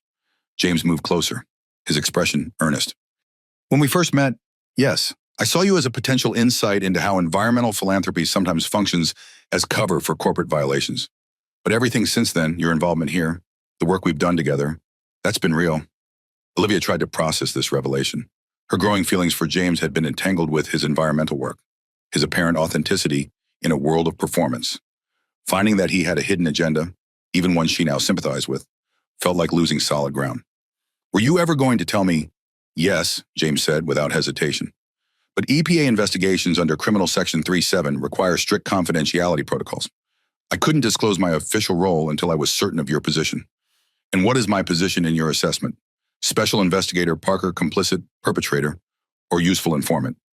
The bitterness in her tone made James wince. "Neither. You're someone who recognized the truth when confronted with evidence and chose integrity over convenience. That's rare, especially for someone with everything to lose by doing so." Olivia turned away, needing space to process. Through the community center windows, she could see Elena and Diego approaching with the equipment for the afternoon monitoring session. Their genuine commitment to environmental justice had been a revelation to her, and now she discovered that James had additional motivations that he'd kept hidden. "I need time to think," she said finally. James nodded, respecting her need for distance. "For what it's worth, I've been questioning the professional boundaries of this situation for weeks now. My feelings for you have created an ethical complexity that Catherine Rodriguez has been warning me about in our case supervision meetings." "Your feelings?" "Yes," he said simply. "Which are entirely separate from the investigation and completely inappropriate from a professional standpoint, according to EP Ethics Code Section 7.4. Before Olivia could respond, Elena burst through the door, excitement overriding her usual shyness. Dr. Parker, the underwater monitoring station picked up something big. There's been a massive discharge at the Patterson Industries outfall pipe. The sensors are showing benzene at 237 ppm and chromium levels at 87 GYRL, both far beyond federal criminal thresholds under 33 U.S.C. 1319C2. James immediately shifted to professional mode, but his eyes remained on Olivia. "We'll need to document this properly. Full protocol, chain of custody, everything by the book, bar for federal evidence standards." "I'll get the emergency sampling kits," Diego said, already moving toward the storage area. The crisis demanded immediate attention, forcing their personal conversation to be shelved. As they prepared for emergency field sampling, Olivia made a decision. Whatever complications James's dual role created, the environmental violations happening right now took precedence over hurt feelings or betrayed expectations. "I'm coming with you," she said with quiet determination. "Whatever you are officially, this work needs to be done." James held her gaze for a moment before nodding. "Thank you." As they loaded equipment into the community center's weathered van, Olivia realized that despite her initial sense of betrayal, she trusted James's commitment to environmental justice. His methods might involve necessary secrecy, but his goals aligned with what she now recognized as her own evolving values. The reckoning about what this meant for their personal relationship would have to wait. Right now, there was evidence to collect and corporate accountability to pursue. The explosion at Patterson Industries' coastal facility occurred at 6:17 a.m. on a Wednesday morning. Initial reports described it as a minor equipment malfunction, but satellite imagery from NOAA's GOES 17 environmental monitoring system told a different story. By noon, a massive oil slick stretched across 8.7 miles of coastline, with the leading edge approaching Venice Beach at approximately 2.3 knots, according to current models. James received the alert while working with Olivia and the Ramirez siblings on water quality documentation. His EPA credentials, no longer hidden, gave him immediate access to the emergency response coordination under Federal Response Protocol 47. 3. "How bad is it?" Olivia asked as they drove toward the command center established at the Venice Beach Lifeguard headquarters. "Preliminary estimates suggest at least 78,000 gallons released so far, with the discharge ongoing," James replied grimly, checking live updates on his government tablet. Patterson's containment systems failed catastrophically. Their initial press statement calls it an unfortunate incident with limited environmental impact expected to affect less than 1.7 miles of non-recreational coastline. "Limited," Diego exclaimed from the backseat. The NOAA satellite imagery shows the slick covering 7 miles already, with dispersion models predicting an additional 4.3 miles within 12 hours. The command center was a study in controlled chaos. Federal and state officials coordinated with emergency responders, while corporate representatives from Patterson Industries delivered carefully worded statements minimizing the severity of the situation. James's EPA badge granted them immediate access. Inside, they found Dr. Sarah Winters from the Coastal Commission coordinating with other agencies. "Parker," she acknowledged with grim professionalism. "Glad you're here. We need your community monitoring data to establish pre-contamination baselines for differential analysis under Protocol 11.4. "Already uploaded to the secure server," James confirmed. "What's Patterson saying officially? that the releases contained and poses no significant public health threat. Dr. Winter's expression made her opinion of this claim clear. Meanwhile, their own internal documentation shows benzene levels at 437% above federal safety thresholds and polycyclic aromatic hydrocarbons at concentrations associated with acute toxic exposure under EPA classification 42.7. A tall, silver-haired man in an expensive suit approached, flanked by assistants with tablets and phones.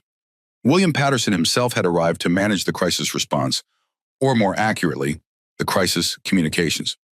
Dr. Winters, he greeted with practiced concern, I want to assure you that Patterson Industries is deploying all available resources to address this unfortunate incident. Our preliminary assessment suggests minimal coastal impact with full remediation expected within 72 hours, according to our Environmental Recovery Model 3. His gaze shifted to James, narrowing slightly at the EPA credentials visible on his lanyard, then moved to Olivia. Recognition dawned immediately. Ms. Harrison, I hardly expected to see you here. Does Richard know you're involved with the response efforts? The familiar use of her father's name, the assumption of shared social territory, felt jarring after weeks of working with the Venice Beach community. I'm here as part of the community monitoring program. Mr. Patterson, we've been documenting baseline conditions that will be essential for assessing actual contamination impacts versus your company's public statements. Patterson's practiced smile didn't waver, but his eyes hardened slightly. Commendable civic engagement, though perhaps the technical aspects might be better left to professionals, rather than volunteers with limited scientific training and potential activist biases. Ms. Harrison has been instrumental in establishing scientifically valid monitoring protocols, James interjected, and the community program has generated data that will be critical for holding responsible parties accountable for actual damages rather than self-reported estimates. The implied threat wasn't lost on Patterson, whose smile tightened further. We should all avoid rushing to judgment or making statements that might be construed as prejudicial to ongoing investigations under Section 311(b)(6) of the Clean Water Act. A young assistant approached, whispering urgently in Patterson's ear. His expression shifted momentarily before resetting to corporate calm. If you'll excuse me, there are some operational matters requiring my attention. As Patterson withdrew to a private meeting area, Dr. Winters shook her head. Translation: the slick just reached the recreational beaches, and they're scrambling to update their minimal impact narrative. The real contamination extent is 347% worse than their public statements indicate. James turned to Olivia and the Ramirez siblings. We need to document the advancing contamination front with proper protocols. Elena, Diego, get the sampling kits from the van and meet us at Monitoring Station 3. That's where we'll get the first evidence of oil reaching Venice. As they hurried to prepare, Olivia's phone rang. The caller ID displayed father. She hesitated before answering. Hello, Olivia. Richard Harrison's voice carried the particular tension she recognized from corporate crisis situations. Where are you right now? At the Emergency Response Center for the Patterson Industries oil spill. I need you to leave immediately and come to my office. We're convening an emergency foundation board meeting to coordinate our response. Response to what exactly? To this unfortunate situation with our longtime partner. William Patterson has requested our support in managing public communication about the incident. The foundation will be issuing a statement emphasizing our confidence in Patterson Industries' environmental commitment and cleanup capabilities. Olivia watched through the center's windows as the first emergency vehicles raced toward the beach where oil was beginning to wash ashore. In the distance, she could see families being evacuated from shoreline areas, local residents watching as their community became the latest sacrifice zone for corporate negligence. I've seen the satellite imagery. Dad, this isn't an unfortunate situation. It's an environmental catastrophe that will devastate these communities for years. The chemical analysis shows benzene at 237 ppm, chromium at 87 gcal, and petroleum hydrocarbons at concentrations that will cause long-term ecosystem collapse. These technical assessments should be left to qualified experts, not environmental activists with political agendas, Richard replied, his patience clearly waning. The Foundation's role is to support our corporate partners during challenging situations while maintaining balanced perspective. Balanced, Olivia repeated. There's nothing balanced about this. Patterson Industries has violated safety regulations for years. Their inspection records show 67 maintenance deferrals on critical safety equipment. This disaster was predictable, preventable, and now they're lying about the severity to minimize liability. The silence on the other end of the call stretched for several seconds before Richard spoke again, his voice dangerously quiet. You need to consider very carefully which side you're on. Olivia, the Foundation, your family, your entire future. All are contingent on maintaining appropriate loyalty during crises like this. William Patterson has been a friend to this family for decades. Through the command center windows, Olivia could see Elena and Diego distributing emergency cleanup supplies to local volunteers while James coordinated documentation teams. The contrast between their authentic response and her father's corporate damage control couldn't have been starker. "I am considering carefully," she replied. "That's why I'm staying here, where I can help document actual damages rather than crafting press releases that obscure them. This is your final opportunity to demonstrate loyalty to this family." Richard continued, his voice cold. "Your mother is deeply concerned about your recent behavior, as are several board members. We've tolerated your exploration, but this crisis requires a united front." Olivia watched as the first black waves washed onto Venice Beach. Already, birds were struggling in the oily water, their wings heavy with contaminants. Local fishermen pulled their boats to shore, livelihoods temporarily, perhaps permanently, destroyed by the toxic tide. "I am loyal," she replied quietly, "to the truth. The Patterson spill will devastate these communities for years. The benzene levels alone exceed carcinogenic thresholds by factors of 47 to 237, depending on proximity to the discharge point. Issuing statements that minimize the damage isn't environmental stewardship. It's corporate complicity in public endangerment under federal statute 18 U.S. 1001. "I see." The disappointment in her father's voice was palpable. "Then consider yourself suspended from all foundation activities indefinitely. Your trust fund access will be restricted pending a family discussion about your future role in Harrison Enterprises." The call ended abruptly, leaving Olivia staring at her phone. The financial threat should have terrified her. The Harrison fortune had shaped every aspect of her life.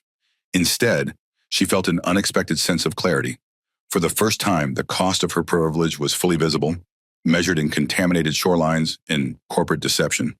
James approached, his expression concerned. "Everything okay?" "My father wants the foundation to issue a statement supporting Patterson Industries and minimizing the spill's impact. When I refused, he suspended me and threatened my trust fund." James studied her carefully. "That's a significant personal cost. No one would blame you for protecting your financial interests."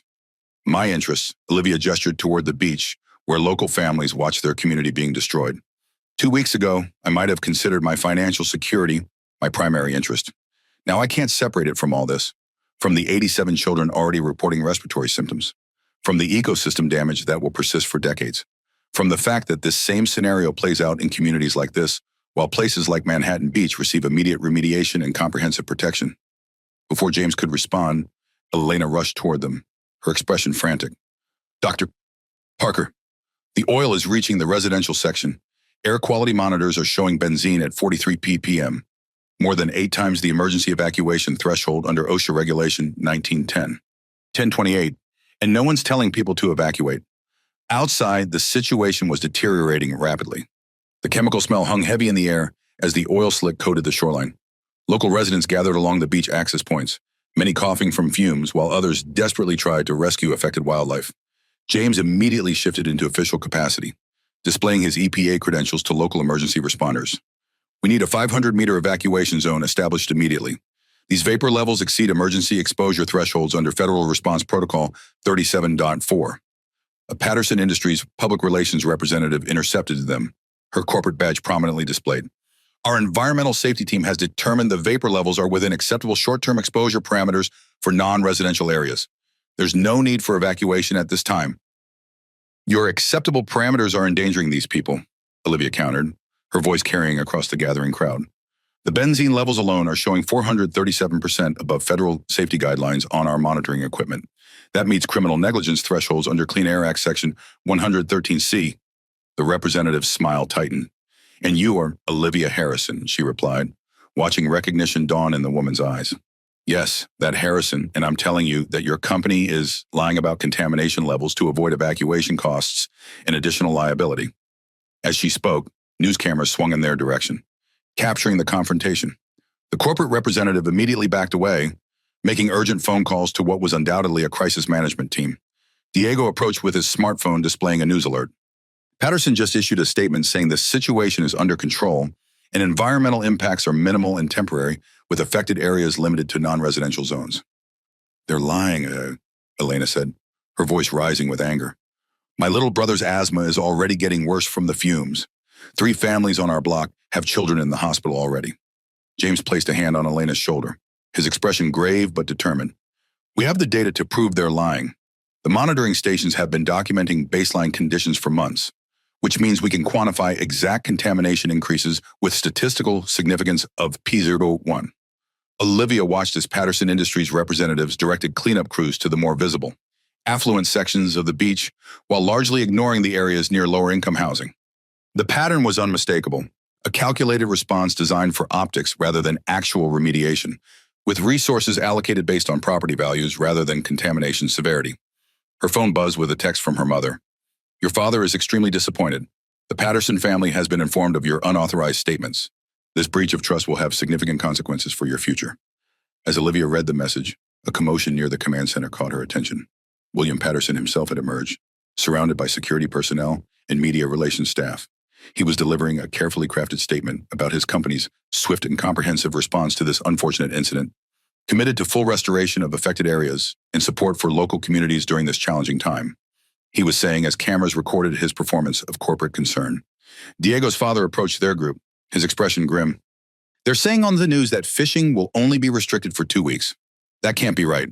The bioaccumulation models show contamination persistence of 5-7 years for bottom-feeding species. They're basing that on manipulated testing protocols," James explained, "taking samples from 30 centimeters depth instead of the federally mandated 10 centimeter depth where heavier hydrocarbons concentrate, and presenting them as representative of the entire water column."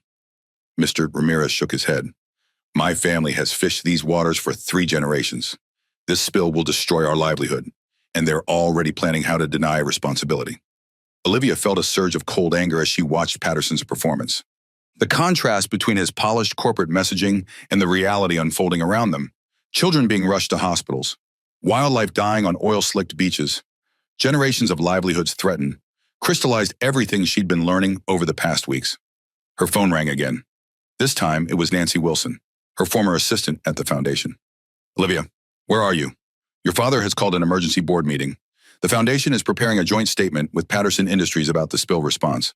They want you to return immediately and support the official position." Through the crowd, Olivia could see William Patterson concluding his press statement. Their eyes met briefly across the distance, his expression shifting from practiced concern to cold recognition.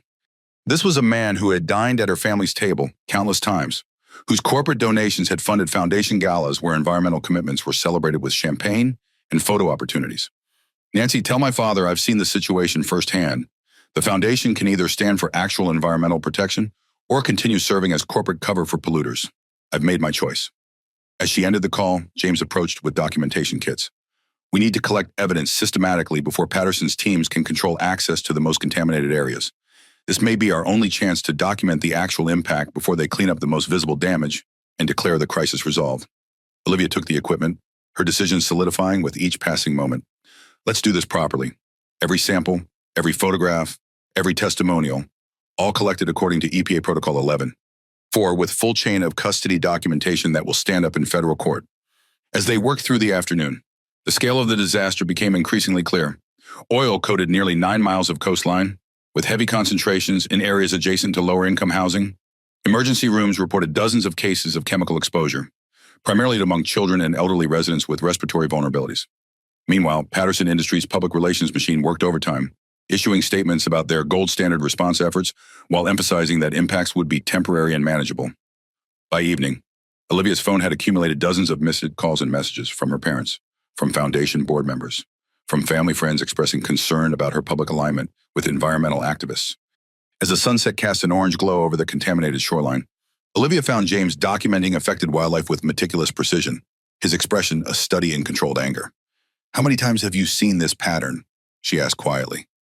"Too many," he replied without looking up from his work.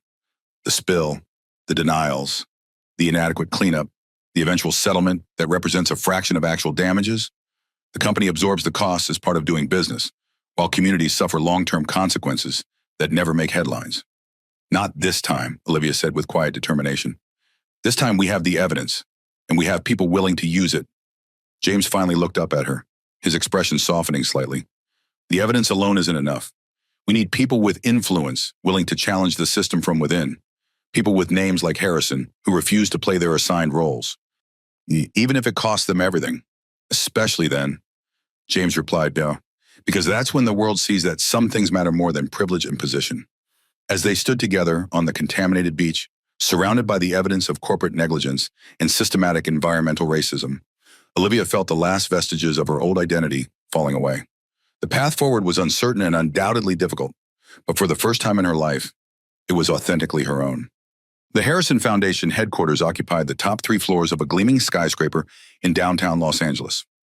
Floor-to-ceiling windows offered panoramic views of the city, while the boardroom featured a massive table crafted from sustainably harvested teak, a detail frequently mentioned in the Foundation's materials about environmental responsibility. Olivia had attended hundreds of meetings in this room. Today, however, she entered not as the Foundation's figurehead, but as an uninvited challenger. Security had initially tried to prevent her access before reluctantly allowing her to proceed after recognizing the daughter of Richard Harrison. Even then, the guards had exchanged uncertain glances before calling upstairs for confirmation. Inside, the emergency board meeting was already underway. Her father sat at the head of the table, flanked by Martin Brooks, the Foundation's legal counsel, and senior Foundation staff. William Patterson occupied a place of honor to Richard's right, while various board members filled the remaining seats. Nancy Wilson stood against the wall with other support staff, her expression registering shock as Olivia entered. The conversation halted abruptly as all eyes turned toward the doorway. "Olivia," Richard Harrison's voice carried practiced control despite his evident surprise. "This is a closed board meeting under Foundation Bylaw 47-3. "I'm aware," Olivia replied, closing the door behind her. "But since you're discussing Foundation positions on an environmental disaster I've witnessed firsthand, I thought my perspective might be relevant." William Patterson's smile remained fixed, though his eyes had hardened to granite. "Miss Harrison, your concern is commendable, but we're working with comprehensive environmental data from certified experts with proper credentials and regulatory standing." "Certified by whom?" Olivia asked, approaching the table with deliberate calm. "Your internal safety team that reported acceptable parameters while children were being hospitalized for chemical exposure." Richard Harrison's expression tightened. "Olivia, if you've come to participate constructively, please take a seat. Otherwise, this interruption is inappropriate and unprofessional." Olivia remained standing, surveying the familiar faces around the table. Board members she'd known since childhood shifted uncomfortably under her gaze, avoiding direct eye contact. "I've spent the past 72 hours documenting the actual impact of Patterson Industries' oil spill. I've seen beaches destroyed, wildlife killed, and communities suffering, while this company issues press statements that systematically misrepresent the severity of the contamination." William Patterson leaned forward, his corporate demeanor firmly in place. "These are complex situations that require balanced assessment rather than emotional reactions.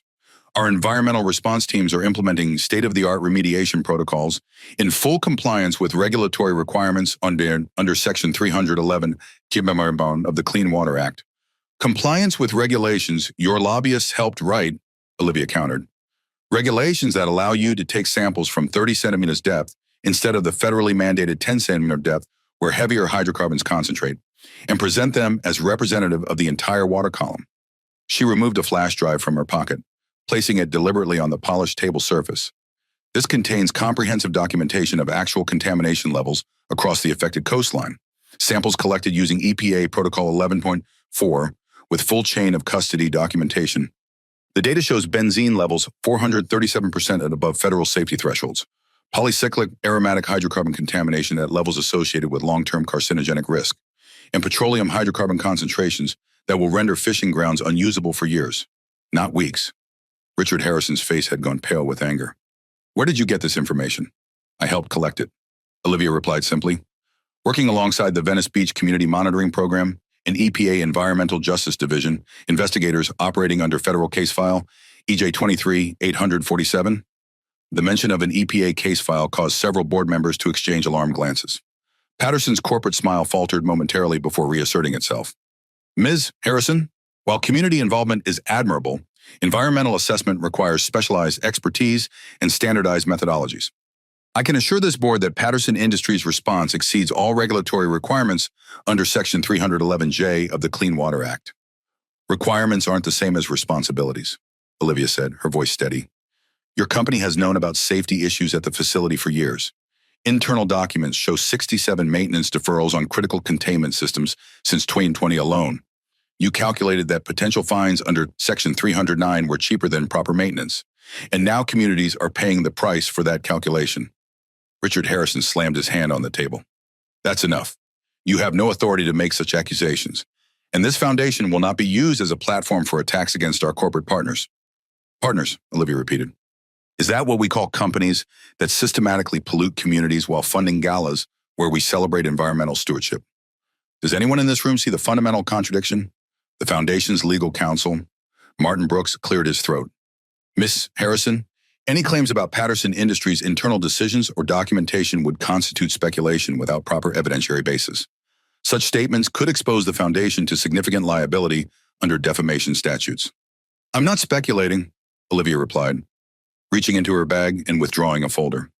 These are copies of internal Patterson Industries maintenance deferral approvals, safety inspection failures, and risk assessment calculations explicitly comparing potential regulatory fines against maintenance costs. Each document authenticated through digital signature verification and metadata analysis. She placed the folder beside the flash drive. The originals are already in the possession of federal investigators under case file EJ 23-847. The room fell completely silent. William Patterson's expression had transformed from corporate confidence to barely controlled fury. Where did you obtain allegedly proprietary company documents? He demanded. They were provided by whistleblowers within your own environmental compliance department, people who couldn't continue participating in systematic deception about contamination levels and safety violations. Their identities are protected under 42 U.S.C. 5851 and the environmental whistleblower statutes. Richard Harrison stood abruptly. This meeting is temporarily adjourned. William, Martin, Nancy, my office, immediately. He fixed Olivia with a cold stare. You too. As board members filed out in shocked silence, Olivia collected her evidence materials and followed her father to his private office. The tension was palpable as Richard closed the door behind them. Do you have any idea what you've done? He demanded, his voice low but intense. Decades of relationships, millions in foundation funding, our family's reputation in the business community, all jeopardized by your reckless behavior. William Patterson paced near the window, his corporate mask completely dropped. Those documents were obtained illegally. Anyone distributing them will face severe legal consequences under state and federal law. Whistleblower protections cover their disclosure under both federal and California state law, Olivia countered. And environmental crimes don't become legal simply because they're committed by powerful corporations with political connections. Richard turned to his legal counsel. Martin, what's our exposure here? Significant, Brooks replied grimly. If Ms. Harrison has indeed shared Foundation information with federal investigators or made statements linking the Foundation to knowledge of Patterson violations, we could face accessory liability under multiple federal statutes.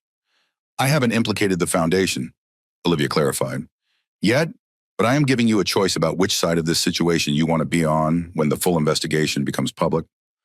Patterson moved toward Richard, his expression darkening. This is absurd. Your daughter has clearly been manipulated by environmental extremists with political agendas. These so-called violations are standard industry practices that fall within regulatory compliance frameworks established under Section 311b3. Standard practices that left 87 people hospitalized and destroyed 9 miles of coastline, Olivia challenged. Practices your own internal documents acknowledged created significant environmental risk exposure that was deemed financially acceptable compared to proper maintenance costs. Richard Harrison studied his daughter with a mixture of anger and dawning realization.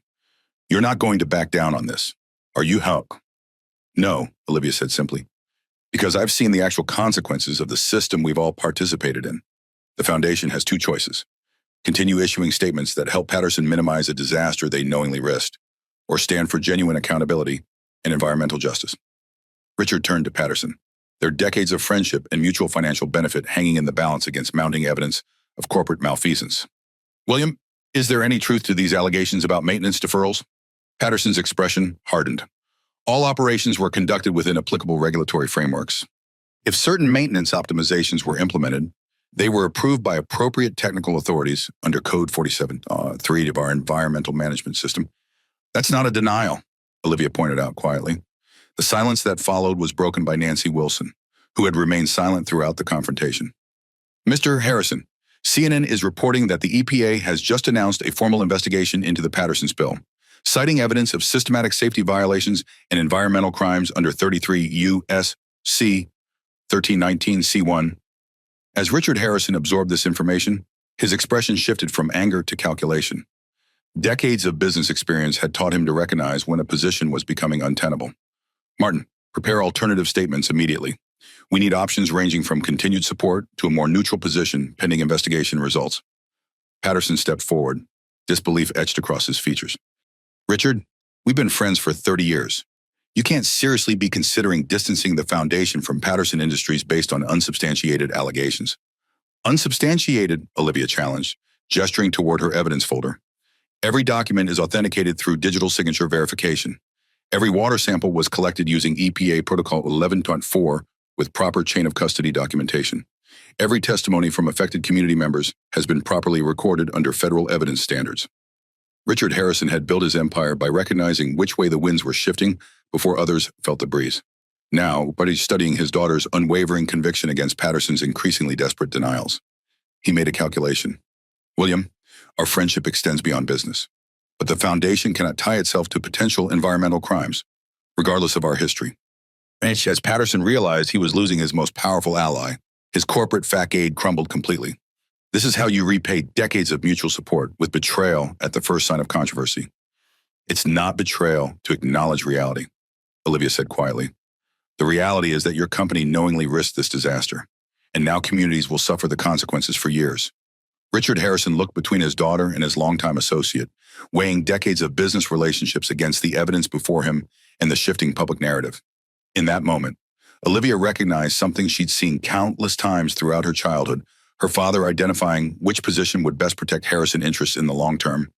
The foundation will suspend its relationship with Patterson Industries pending the results of federal investigations. Richard announced, his decision made. Martin, prepare a statement expressing concern about the environmental impact and emphasizing our commitment to affected communities. As William Patterson stormed out, threats of legal action trailing in his wake, Richard turned to his daughter with a complex expression, part anger, part calculation, part reluctant respect. You've forced an impossible situation, Olivia. I hope you understand the consequences this will have for everyone involved. I understand consequences better than I did a month ago, she replied. I've seen them washing up on beaches and filling emergency rooms. The question is whether the foundation will finally become part of the solution rather than covering for the problem. For the first time in her life, Olivia had challenged the Harrison approach to business and philanthropy, and won. But as she left the boardroom with her evidence secure, she harbored no illusions that the victory was anything but temporary. The real battle was just beginning. The morning after the boardroom confrontation, Olivia arrived at the Venice Beach Community Center to find it transformed into a sophisticated evidence processing hub. Tables had been arranged in stations where volunteers carefully labeled samples, organized documentation, and prepared materials for submission to regulatory authorities according to strict chain of custody protocols under EPA Evidence Standard 11.4. James stood at the center, coordinating efforts with the precise efficiency that had initially drawn Olivia's attention weeks earlier. When he saw her enter, his expression brightened momentarily before shifting to professional concern. How did it go at the foundation? He asked as they stepped aside for a private conversation. Better than expected, Olivia admitted. My father is temporarily suspending the foundation's relationship with Patterson Industries pending investigation results. That's significant, James noted. The Harrison Foundation's support has helped Patterson weather previous controversies by providing environmental credibility and social capital. It's a calculated response, not a moral one, Olivia clarified. My father recognized that continued public support might expose the foundation to accessory liability once the evidence becomes public under federal case file EJ 23-847. James nodded, understanding the distinction. Still, it removes one layer of protection that Patterson has relied on. The corporate philanthropy shield is powerful precisely because it's rare for foundations to withdraw support, even temporarily. Their conversation was interrupted by Elena and Diego, who approached with tablets displaying news coverage of the spill. The headline showed a shifting narrative, questions raised about Patterson Industries' safety record, and EPA launches criminal investigation into oil spill causes under Clean Water, Act Section 309. The media is finally asking real questions, Diego said, clearly pleased by the development. They're even interviewing people from our neighborhood about the health impacts instead of just showing the cleanup on tourist beaches. That's because we provided journalists with comprehensive evidence they couldn't ignore, James explained. Not just emotional appeals, but documented violations with clear chains of custody established under Federal Evidence Protocol 11.4. Olivia studied the community center operations with new appreciation. What had initially appeared to be a grassroots monitoring program had evolved into a sophisticated evidence collection system designed to withstand intense legal challenges and corporate denials. Show me the process, she requested. I want to understand exactly how we're documenting everything to meet federal evidence standards. James led her through the evidence collection protocols, explaining each step with the precision of someone who knew the material would face intense scrutiny from corporate legal teams with unlimited resources. Each water sample requires multiple levels of documentation, he explained, indicating a station where volunteers photographed sample containers against location markers. GPS coordinates accurate to within 1.7 meters, timestamp with atomic clock synchronization, collection depth to the millimeter, visual observations recorded with standardized terminology, and immediate field testing results using calibrated equipment with NIST traceable standards. He moved to another station where Diego was carefully organizing photographic evidence. Visual documentation follows similar protocols under Federal Evidence Standard 7.3. Every photograph includes metadata verification, GPS location, timestamp, and device information authenticated through digital signature verification that prevents claims of manipulation. The level of detail was impressive, far beyond what Olivia had expected from a community program.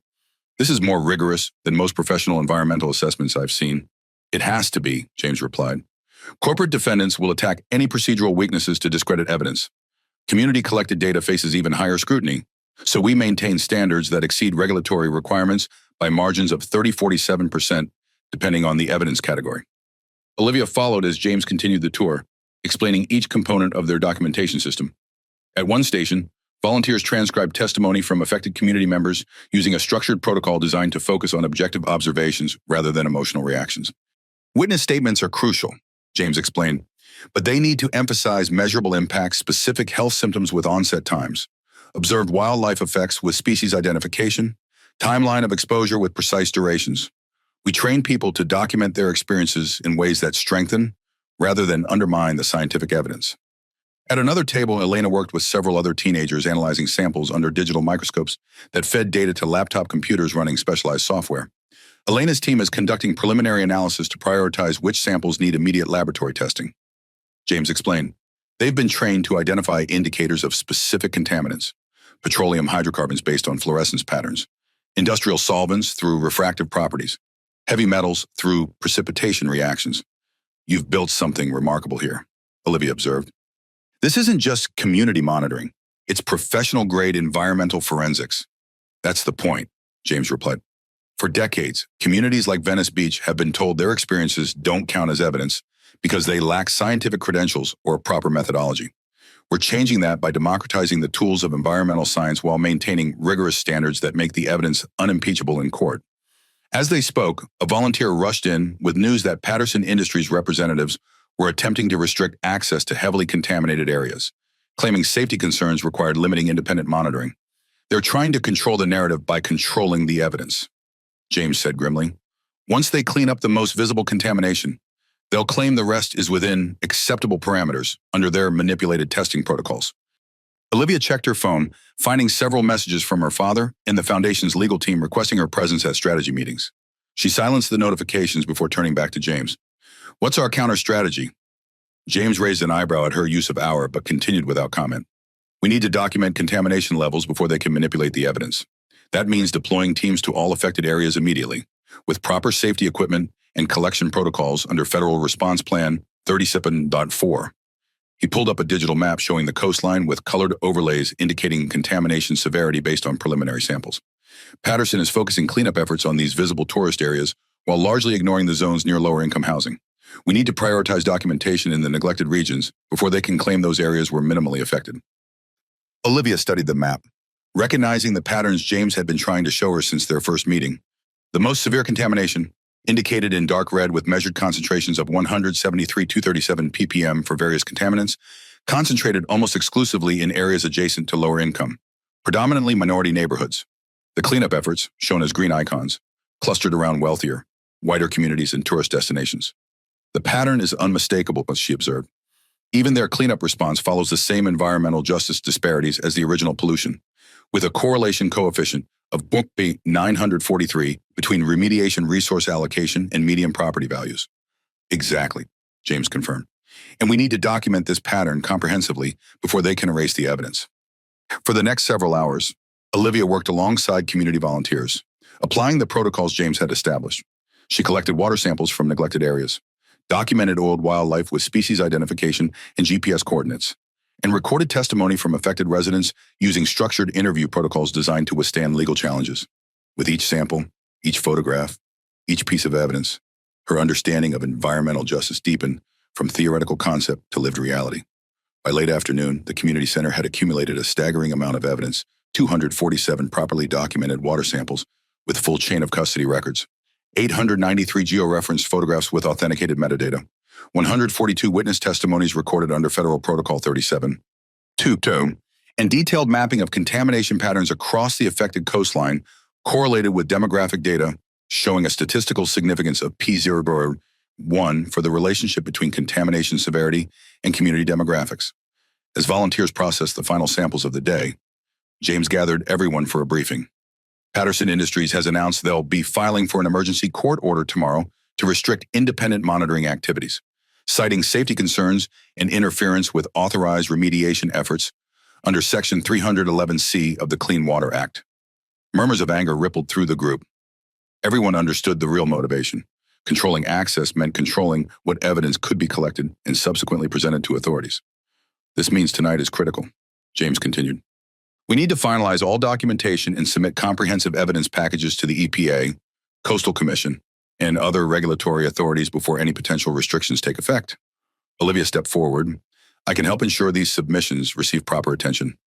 My family connections may have limited value at the moment, but I still know which officials will take this evidence seriously. As the team worked into the night preparing evidence packages, Olivia found herself regularly checking her phone, where messages from her parents and foundation colleagues continued to accumulate. The stark contrast between the urgent work happening in the community center and the reputation management focus of the foundation communications couldn't have been clearer. Around midnight, as they finalized the last documentation packages, Elena approached Olivia with an observation. You know, when you first started coming here, people thought you were just doing some rich person charity thing that would last a week. No one expected you to still be here collecting samples at midnight. Olivia smiled tiredly. I didn't expect it either, but once you see certain realities clearly, you can't unsee them. That's what Dr. Parker always says, Elena replied. That evidence isn't just about science, it's about making visible what powerful people try to keep invisible. As they packaged the final evidence submissions, Olivia glanced across the room where James was carefully reviewing documentation for accuracy, checking each sample against strict chain of custody protocols. His methodical approach to evidence, his insistence that community experiences could be translated into language that systems of power couldn't easily dismiss, had transformed her understanding of environmental advocacy. The evidence they had collected told a story that no corporate press release could erase. It documented not just a single oil spill, but a pattern of environmental injustice that had persisted for decades precisely because those with the power to change it had chosen not to see it. Tonight, that evidence would speak with undeniable clarity to authorities who could no longer claim ignorance of the patterns it revealed. The federal courthouse in downtown Los Angeles projected the particular authority of government architecture, columns, marble facades, and the unmistakable symbolism of institutional power. Olivia had visited this building with her father numerous times throughout her childhood, usually when he testified as an expert witness on real estate matters or attended functions honoring major donors to the justice system. Today, however, she entered through a side door, accompanying James and a team from the Venice Beach Community Monitoring Program. They had been summoned to an emergency hearing regarding Patterson Industries' request for a temporary restraining order to prevent unauthorized environmental sampling in the spill zone, citing safety concerns and interference with authorized remediation efforts under Section 311CE of the Clean Water Act. The courtroom was already filled with corporate attorneys in expensive suits, their leather briefcases and confident postures reflecting the power dynamics they were accustomed to navigating. William Patterson himself sat at the plaintiff's table, flanked by his legal team from Davis, Miller and Thompson, a firm specializing in defending corporate environmental violations. When Patterson noticed Olivia entering with the community group, his expression darkened momentarily before he leaned to whisper something to his lead attorney, Gregory Davis. The lawyer nodded and made a note, glancing toward their group with barely concealed disdain. They're going to argue that community monitoring efforts interfere with official remediation protocols. James explained quietly as they found seats. It's a standard tactic.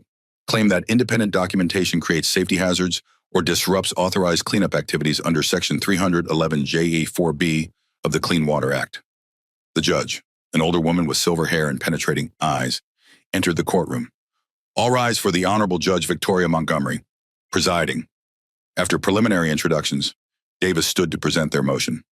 Your Honor, Patterson Industries has implemented a comprehensive remediation plan following all applicable regulatory protocols under 33 U.C. 1321. These unauthorized sampling activities by unqualified individuals compromise site safety, and potentially contaminate evidence through improper handling procedures. He gestured dismissively toward James and the community representatives. While we respect public interest in environmental matters, proper assessment requires qualified professionals following established methodologies, not activist groups with political agendas and questionable technical expertise. Judge Montgomery studied the attorney with a neutral expression. And you're seeking to restrict all independent monitoring within the affected zone. Yes, Your Honor, for safety reasons and to preserve the integrity of the official remediation process as authorized under 33 U.S.C. 1321C, the judge turned toward the defense table. Who represents the respondents in this matter? James rose. Dr. James Parker, Your Honor, representing the Venice Beach Community Monitoring Program. Davis smiled slightly. Your Honor, if I may. Dr. Parker lacks standing to represent respondents in this proceeding. He's not licensed to practice law in the state of California and has no official capacity in this matter under Federal Civil Procedure Rule 17.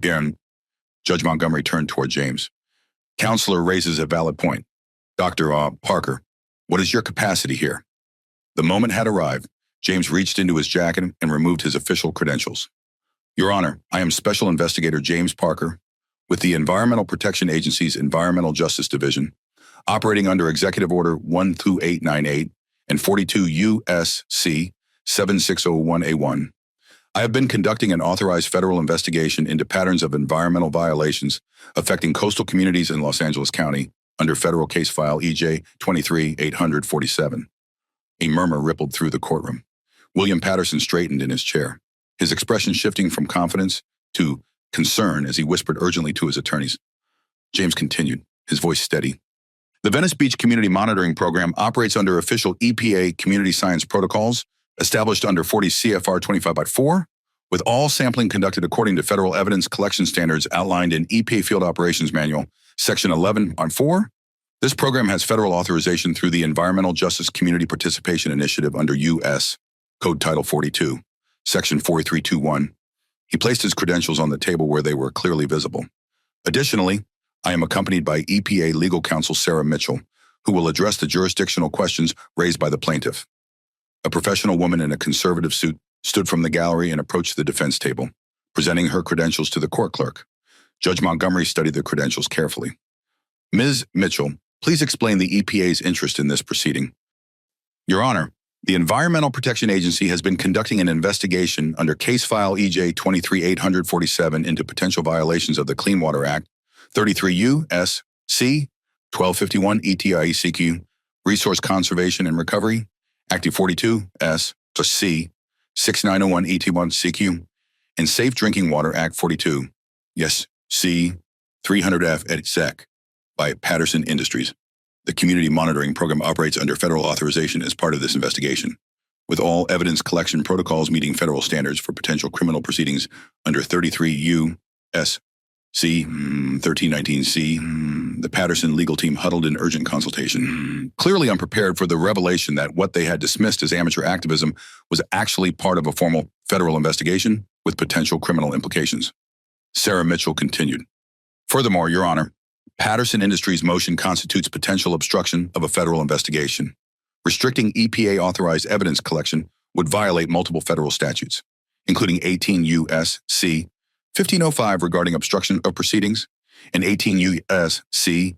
1001 regarding false statements to federal officials. Judge Montgomery turned to the corporate attorneys.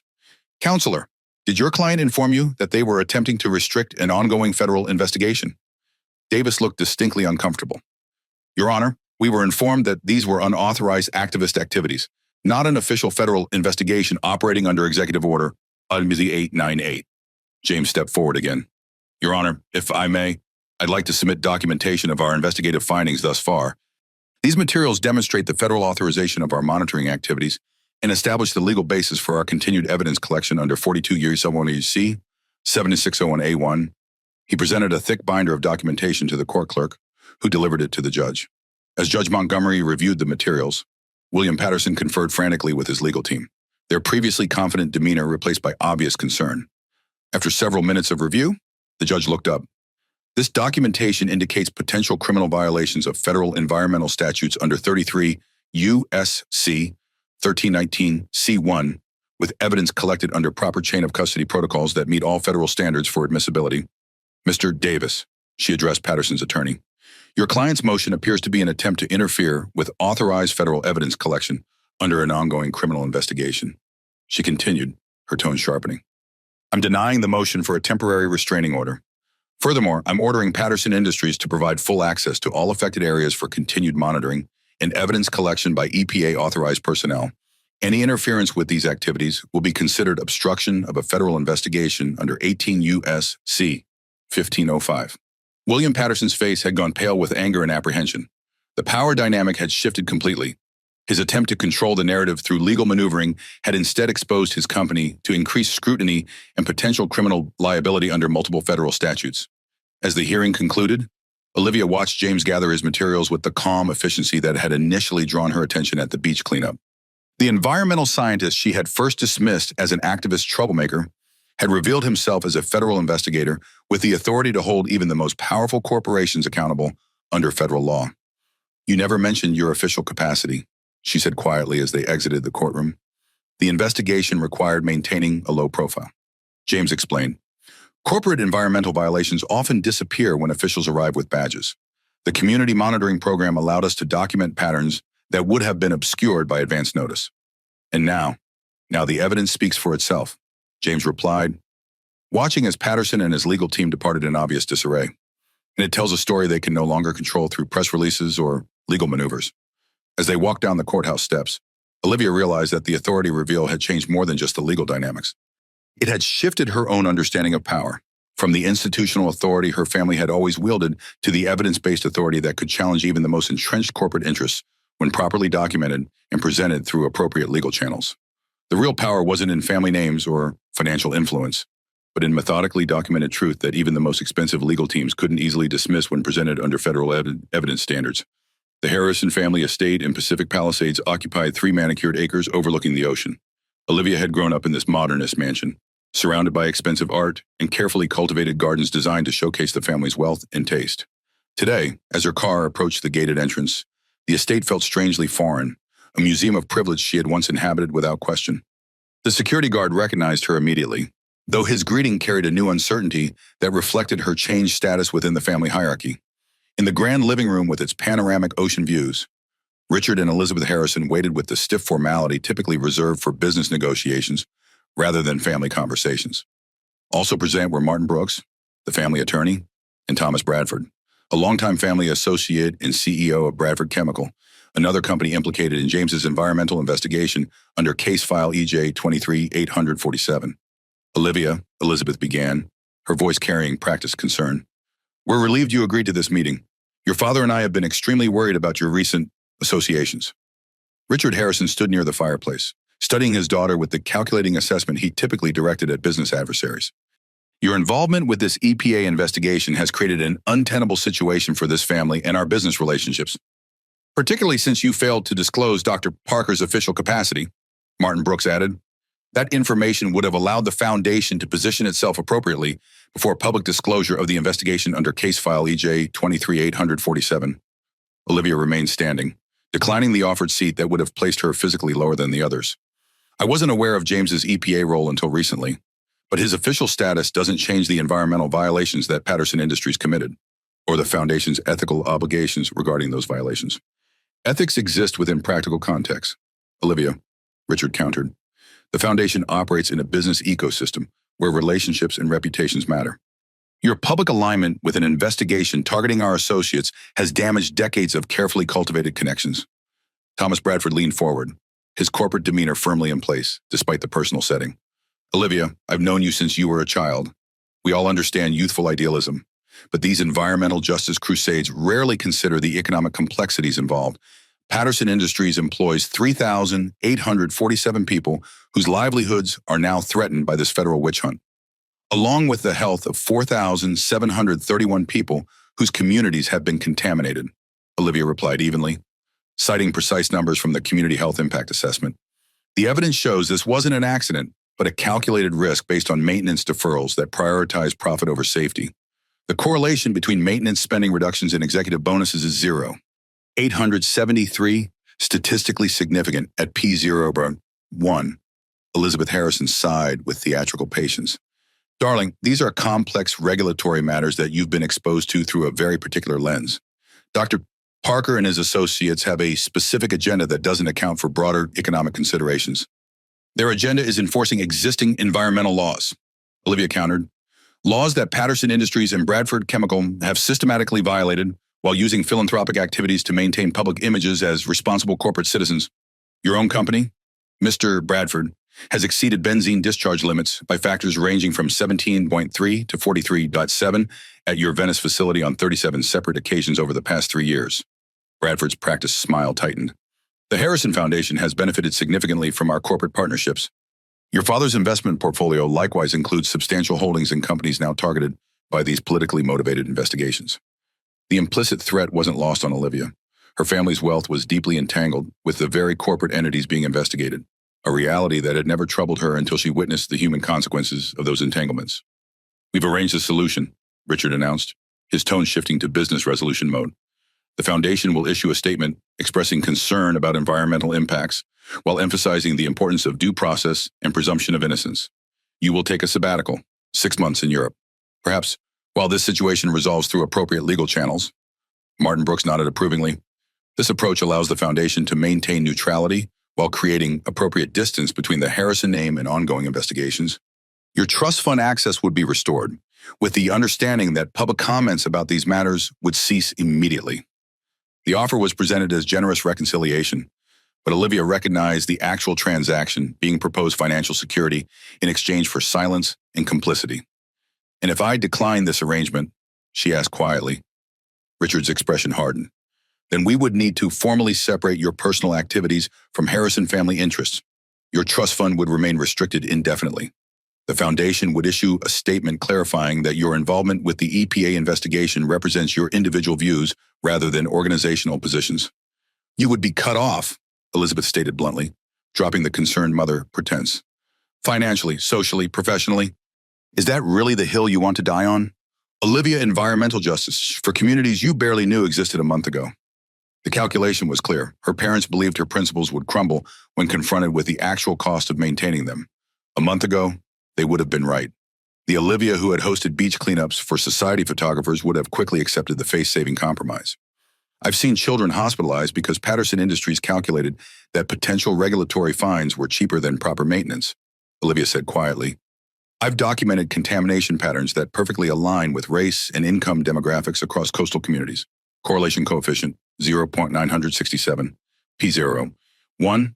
I've watched corporate PR teams systematically misrepresent contamination levels while affected families lost livelihoods they spent generations building. She looked directly at her father, whose expression remained impassive. You taught me that Harrisons take responsibility for their decisions. The Foundation has 2 options. Acknowledge its role in legitimizing corporate environmental violations through strategic philanthropy, or continue pretending that charity galas compensate for systematic pollution of vulnerable communities. Thomas Bradford's corporate patience finally cracked. This self-righteous posturing is exactly why environmental extremists make terrible business partners. You're throwing away generational wealth and influence over ideological purity that accomplishes nothing practical. On the contrary, Olivia replied calmly, pulling up specific metrics on her tablet. The evidence we've collected has already triggered federal criminal investigations under 33 U.S.C. 1319C, regulatory enforcement actions under 40 CFR 122. 41, and public awareness that has decreased Patterson's stock value by 37% since the evidence became public. That seems exceptionally practical for the communities that have suffered while companies like yours manipulated the system. Richard Harrison studied his daughter with newfound calculation. The business strategist in him recognized that her position was stronger than he had anticipated. The EPA investigation gave her leverage that simple ideological rebellion would not have provided. What exactly do you want from this conversation? Olivia, he asked finally. I want the Foundation to redirect its environmental funding toward actual community-based monitoring programs and legal support for affected communities. I want full disclosure of the Foundation's historic relationships with companies under investigation for environmental violations. And I want the Harrison investment portfolio divested from corporations with documented patterns of environmental racism. Elizabeth laughed incredulously. You are asking us to dismantle decades of business relationships and financial structures because you've spent a few weeks playing environmental scientist with your new friends? I'm asking the Foundation to align its actions with its stated environmental mission. Olivia corrected. If that requires dismantling relationships with corporate polluters, perhaps those relationships shouldn't have existed in the first place. Richard Harrison recognized the impasse. His daughter had transformed from manageable foundation figurehead to principled adversary with institutional backing. The calculation had changed. This conversation is clearly unproductive at present, he said with business-like finality. Martin will draw up papers formalizing the separation between your activities and Harrison family interests. Your trust fund access will remain suspended pending further review. And the Foundation's position on the Patterson investigation. Olivia pressed. The Foundation will issue a statement expressing concern about environmental impacts while emphasizing the importance of appropriate regulatory processes. Richard replied, the deliberately neutral language revealing his strategic retreat from explicit supports of Patterson Industries. As Olivia prepared to leave, Elizabeth made one final attempt at maternal manipulation. Is this environmental crusade really worth losing your family, your security, everything you have ever known? Olivia paused at the door, looking back at the carefully arranged tableau of power and privilege that had shaped her entire existence. I haven't lost my family, she replied quietly. I've just finally understood what they value most. And it isn't clean water for children in Venice Beach. As she walked away from the Harrison estate, Olivia felt the weight of familial expectations falling away.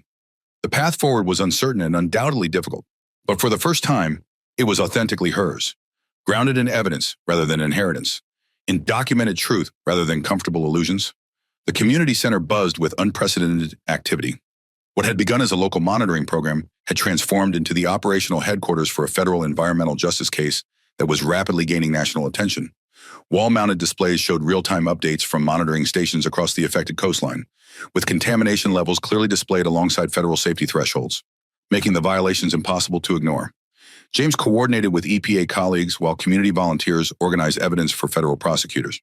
The walls, once covered with simple pollution maps, now displayed comprehensive documentation of corporate environmental violations spanning decades, with correlation coefficients showing the statistical relationship between contamination patterns and demographic data.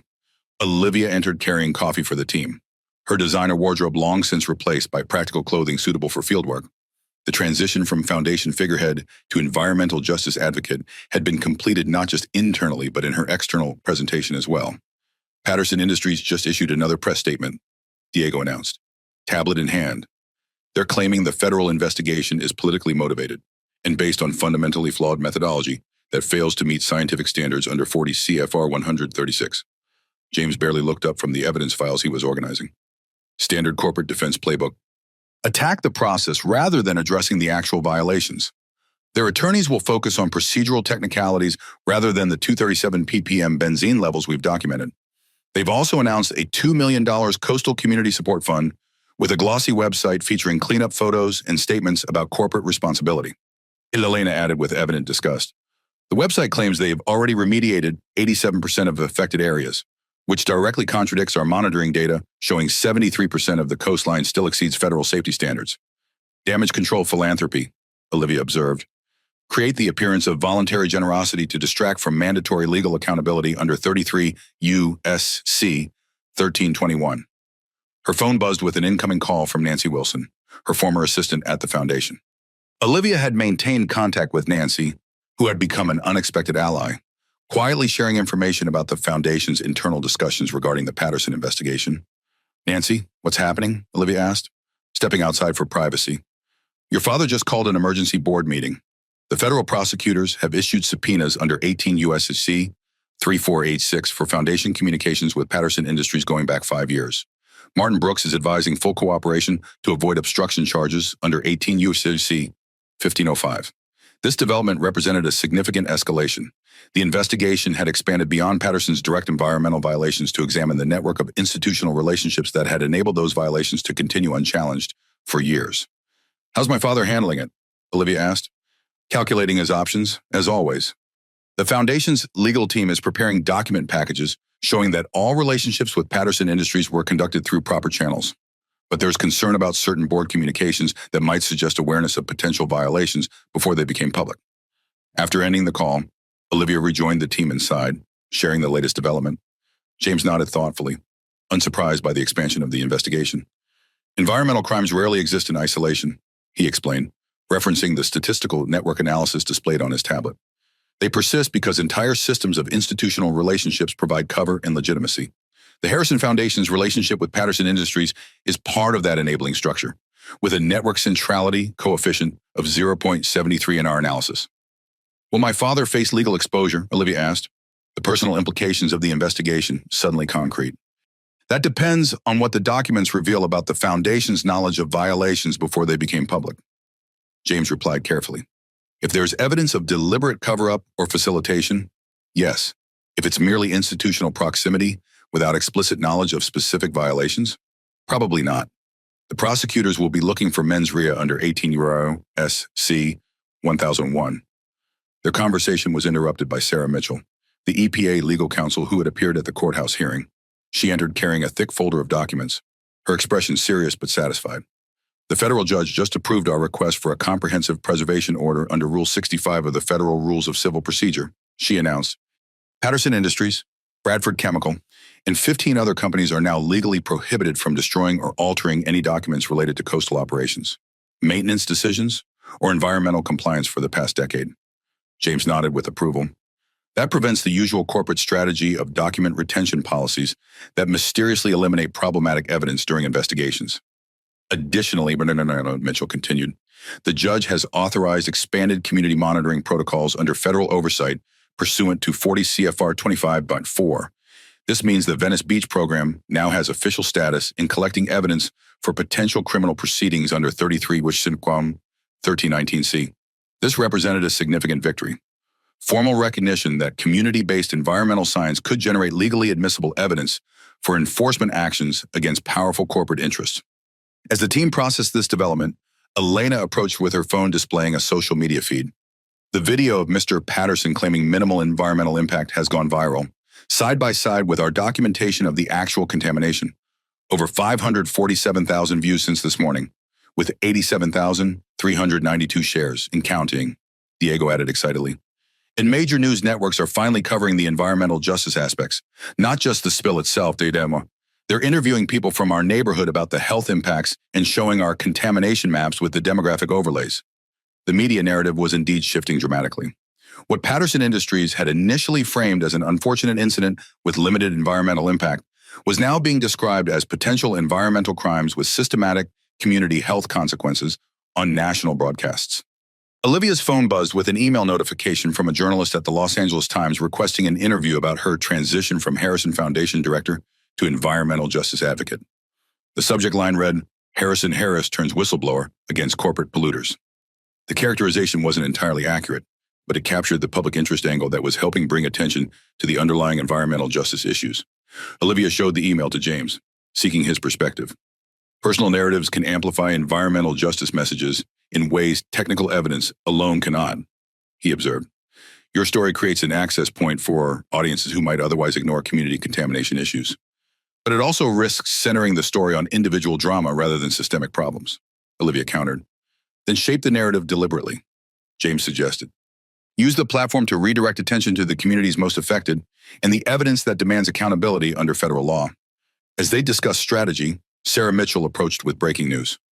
Federal prosecutors have just announced criminal charges against Patterson Industries and 3 senior executives, including William Patterson himself, under 33 U.S.C. 1319C. The room fell momentarily silent as the significance registered.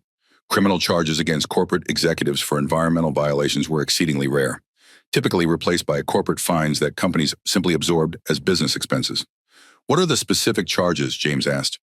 15 counts of knowing endangerment under the Clean Water Act section, 309C3, 12 counts of false statements to federal regulators under 18 U.S.C. 1001, 9 counts of conspiracy to violate environmental statutes under 18 U.S.C. 371, and 7 counts of obstruction of justice under 18 U.S.C. 1505. Mitchell recited, that's unprecedented for corporate environmental crimes. James noted, unable to fully mask his satisfaction. The knowing endangerment charges alone carry potential prison sentences of up to 15 years under Section 309C3. Elena and Diego exchanged excited glances. The implications clear. Their community monitoring work had contributed directly to actual accountability rather than the symbolic wrist slaps typical of environmental enforcement. There's more, Mitchell continued. Bradford Chemical and 3 other companies have received target letters indicating they're under investigation for related violations. The EPA is expanding the investigation to examine systematic patterns across multiple corporate entities operating in the coastal zone under case file EJ 23847.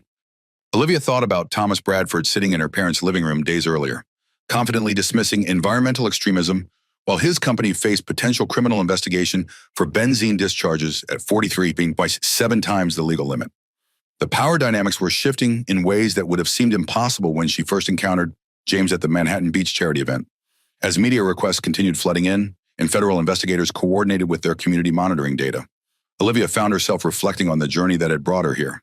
The transformation from foundation figurehead to environmental justice advocate had cost her family relationships, financial security, and social position, yet had connected her to something authentic in ways her previous life never had. Her phone buzzed with another call from Nancy Wilson.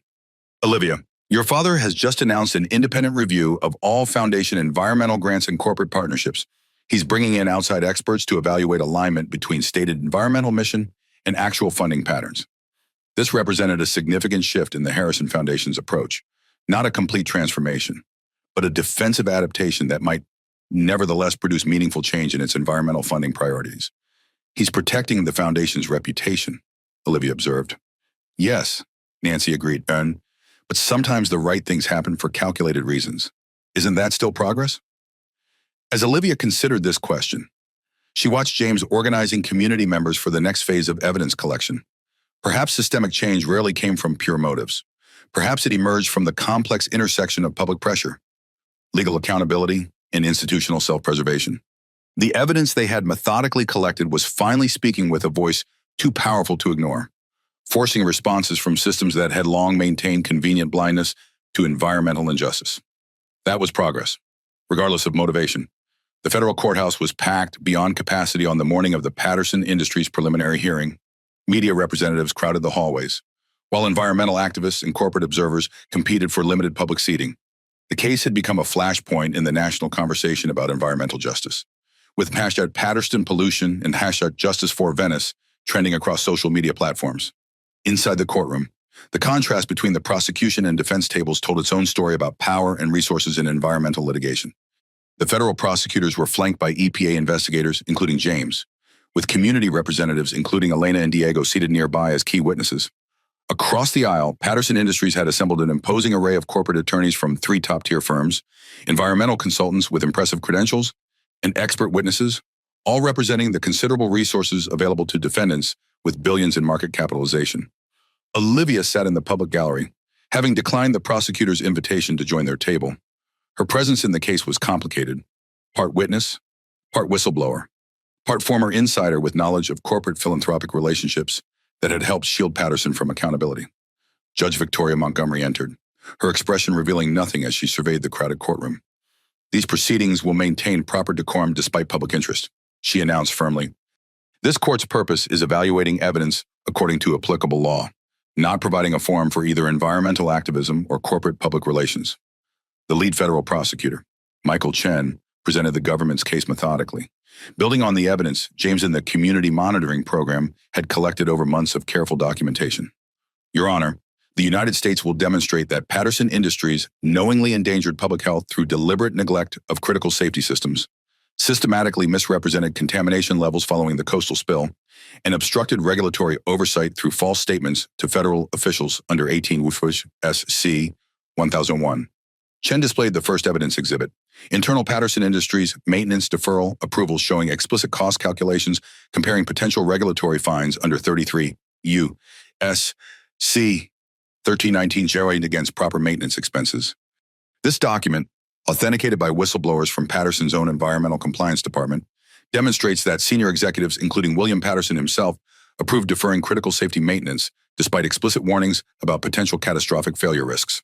The cost-benefit analysis specifically references the low probability of significant enforcement actions as justification for noncompliance with safety regulations. The corporate defense team immediately objected, challenging the document's chain of custody and claiming potential misinterpretation of standard industry practices.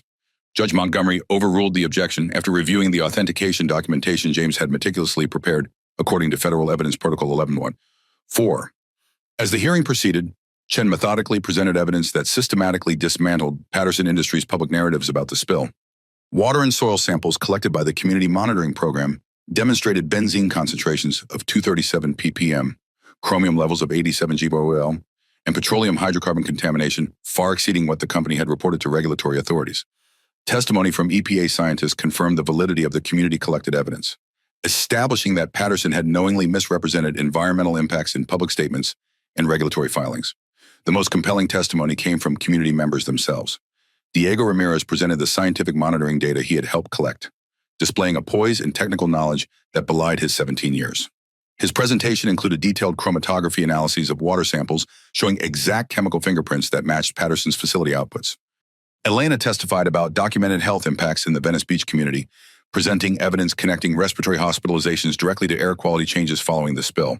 Her testimony included medical records showing a 347% increase in emergency room visits for chemical exposure symptoms within 48 hours of the spill. Throughout their testimony, Patterson's defense team attempted to discredit the community witnesses, suggesting they lacked proper scientific qualifications or harbored anti-corporate bias. Judge Montgomery repeatedly stopped these lines of questioning, noting that the technical validity of the evidence had been independently confirmed by EPA laboratories. The court will not entertain attempts to discredit witnesses based on demographic characteristics rather than substantive challenges to their evidence, she stated firmly after one particularly aggressive cross-examination. When James took the stand as the lead EPA investigator, Patterson's attorneys shifted strategies, focusing on his dual role as both federal investigator and community science coordinator. Dr. Parker, isn't it unusual for an EPA investigator to establish such close relationships with potential witnesses? The defense attorney asked, his implication clear. The Environmental Justice Division specifically employs community-based investigative methodologies under Executive Order 14898, James replied calmly. Federal protocols explicitly authorize collaborative evidence collection with affected communities when environmental violations disproportionately impact those communities, as documented in EPA Field Operations Manual Section 47. 3. And your relationship with Olivia Harrison had no bearing on the direction of this investigation, the attorney pressed, attempting to suggest improper influence. The evidence in this case was collected according to established federal protocols, independently verified by EPA laboratories, and corroborated by multiple expert witnesses, James responded. Ms. Harrison's involvement came after substantial evidence had already been documented under case file EJ 23847. Judge Montgomery intervened. Counsel, unless you can establish specific procedural violations related to evidence collection, this line of questioning is irrelevant. The court is concerned with the validity of the evidence, not personal relationships among those who documented it. As the hearing entered its second day, William Patterson himself took the stand, his corporate confidence notably diminished by the mounting evidence against his company. His testimony attempted to frame maintenance decisions as standard industry practices and contamination assessments as good faith interpretations of complex environmental data.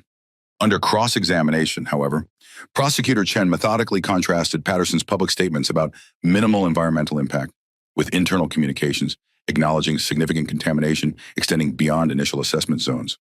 Mr. Patterson, how do you reconcile your public statement on May 15th that affected areas would be fully restored within 30 days with this internal email from your environmental compliance director stating that actual remediation will require years of sustained effort with uncertain outcomes due to petroleum hydrocarbon persistence in sediment? Patterson's carefully constructed corporate persona began crumbling under the weight of documented contradictions.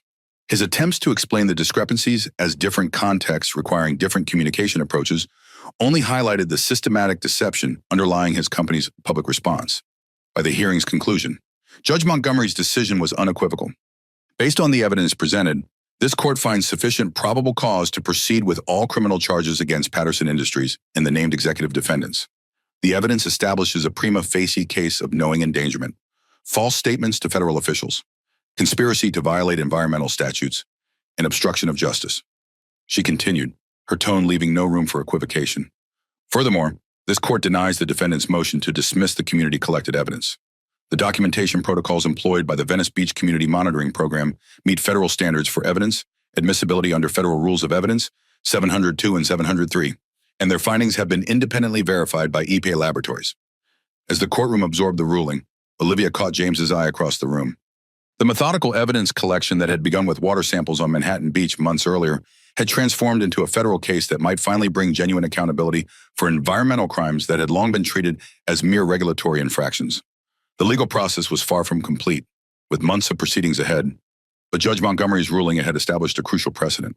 Community science could generate legally admissible evidence capable of holding even the most powerful corporate interests accountable when that evidence was collected with proper protocols and documentation.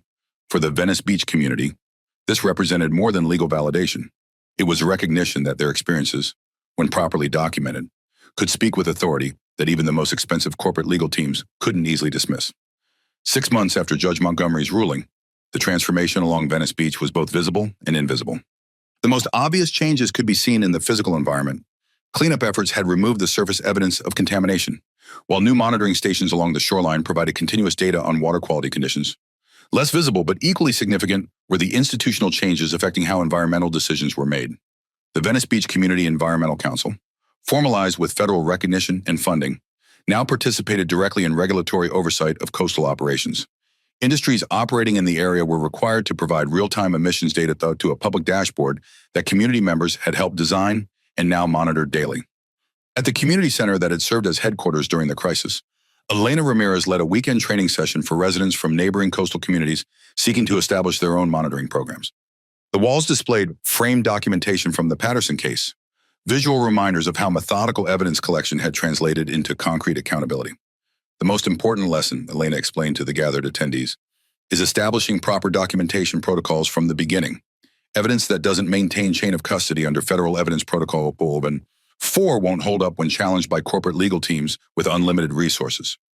Diego moved through the room, distributing equipment kits and technical manuals developed based on their experience. At 17, he had already been accepted to UCLA's environmental science program with a full scholarship established through the settlement fund from the Patterson case. Remember, we're not just collecting data, he emphasized to the trainees. We're creating legal evidence that can withstand challenges in federal court. Every sample needs proper labeling with exact GPS coordinates, timestamp verification, and unbroken chain of custody documentation. Outside, James supervised the installation of a new automated monitoring station, one of 17 positioned along the coastline to provide continuous data on water quality conditions. The stations had been funded through the court-mandated remediation plan, with placement locations determined by the community council, rather than corporate environmental consultants.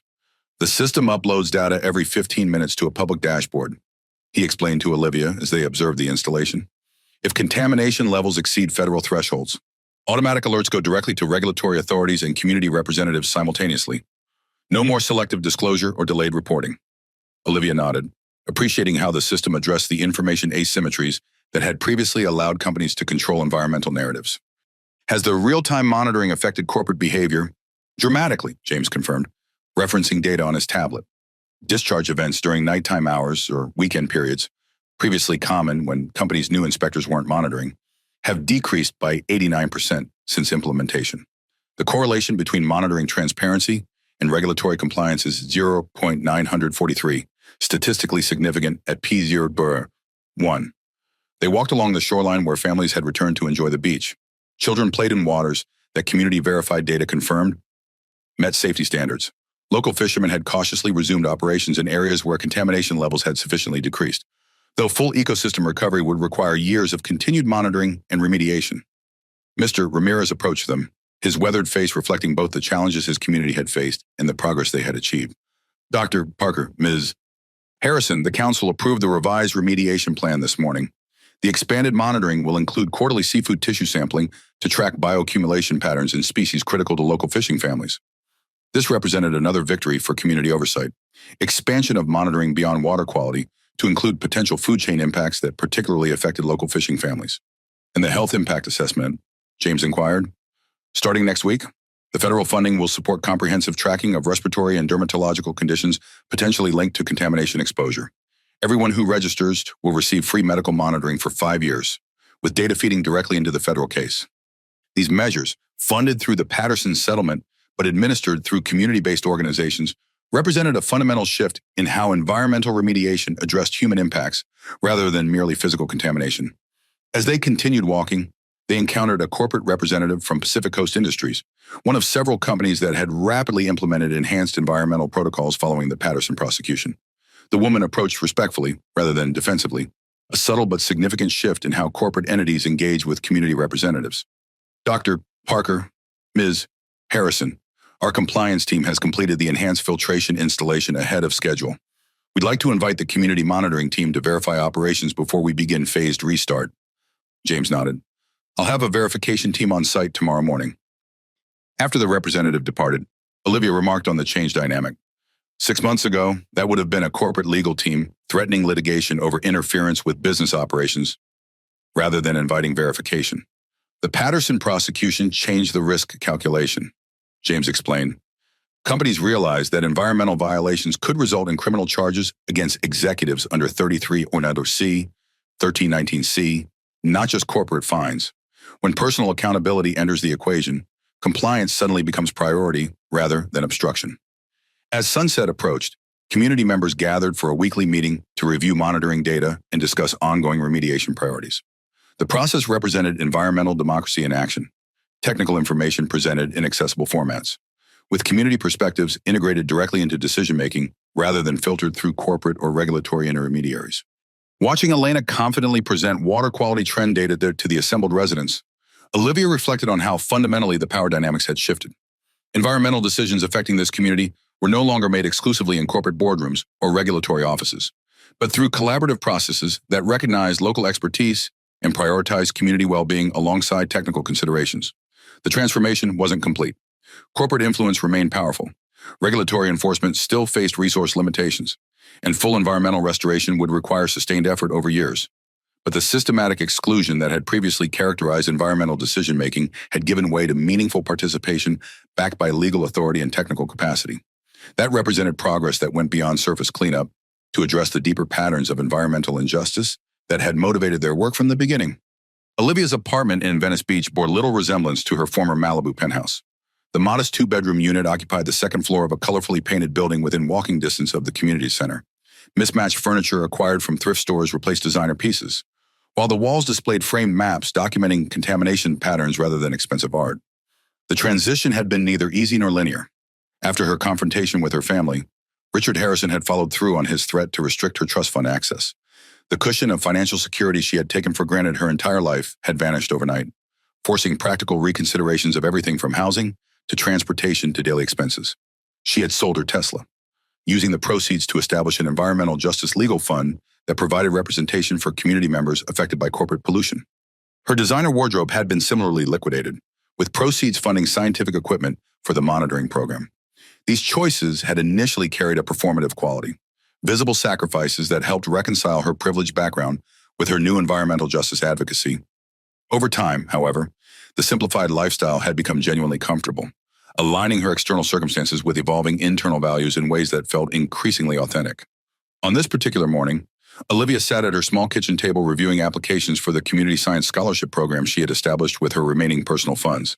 The program provided stipends for local high school students to participate in environmental monitoring while receiving mentorship from university scientists and EPA technical advisors. Her phone rang with an unexpected caller ID, Elizabeth Harrison.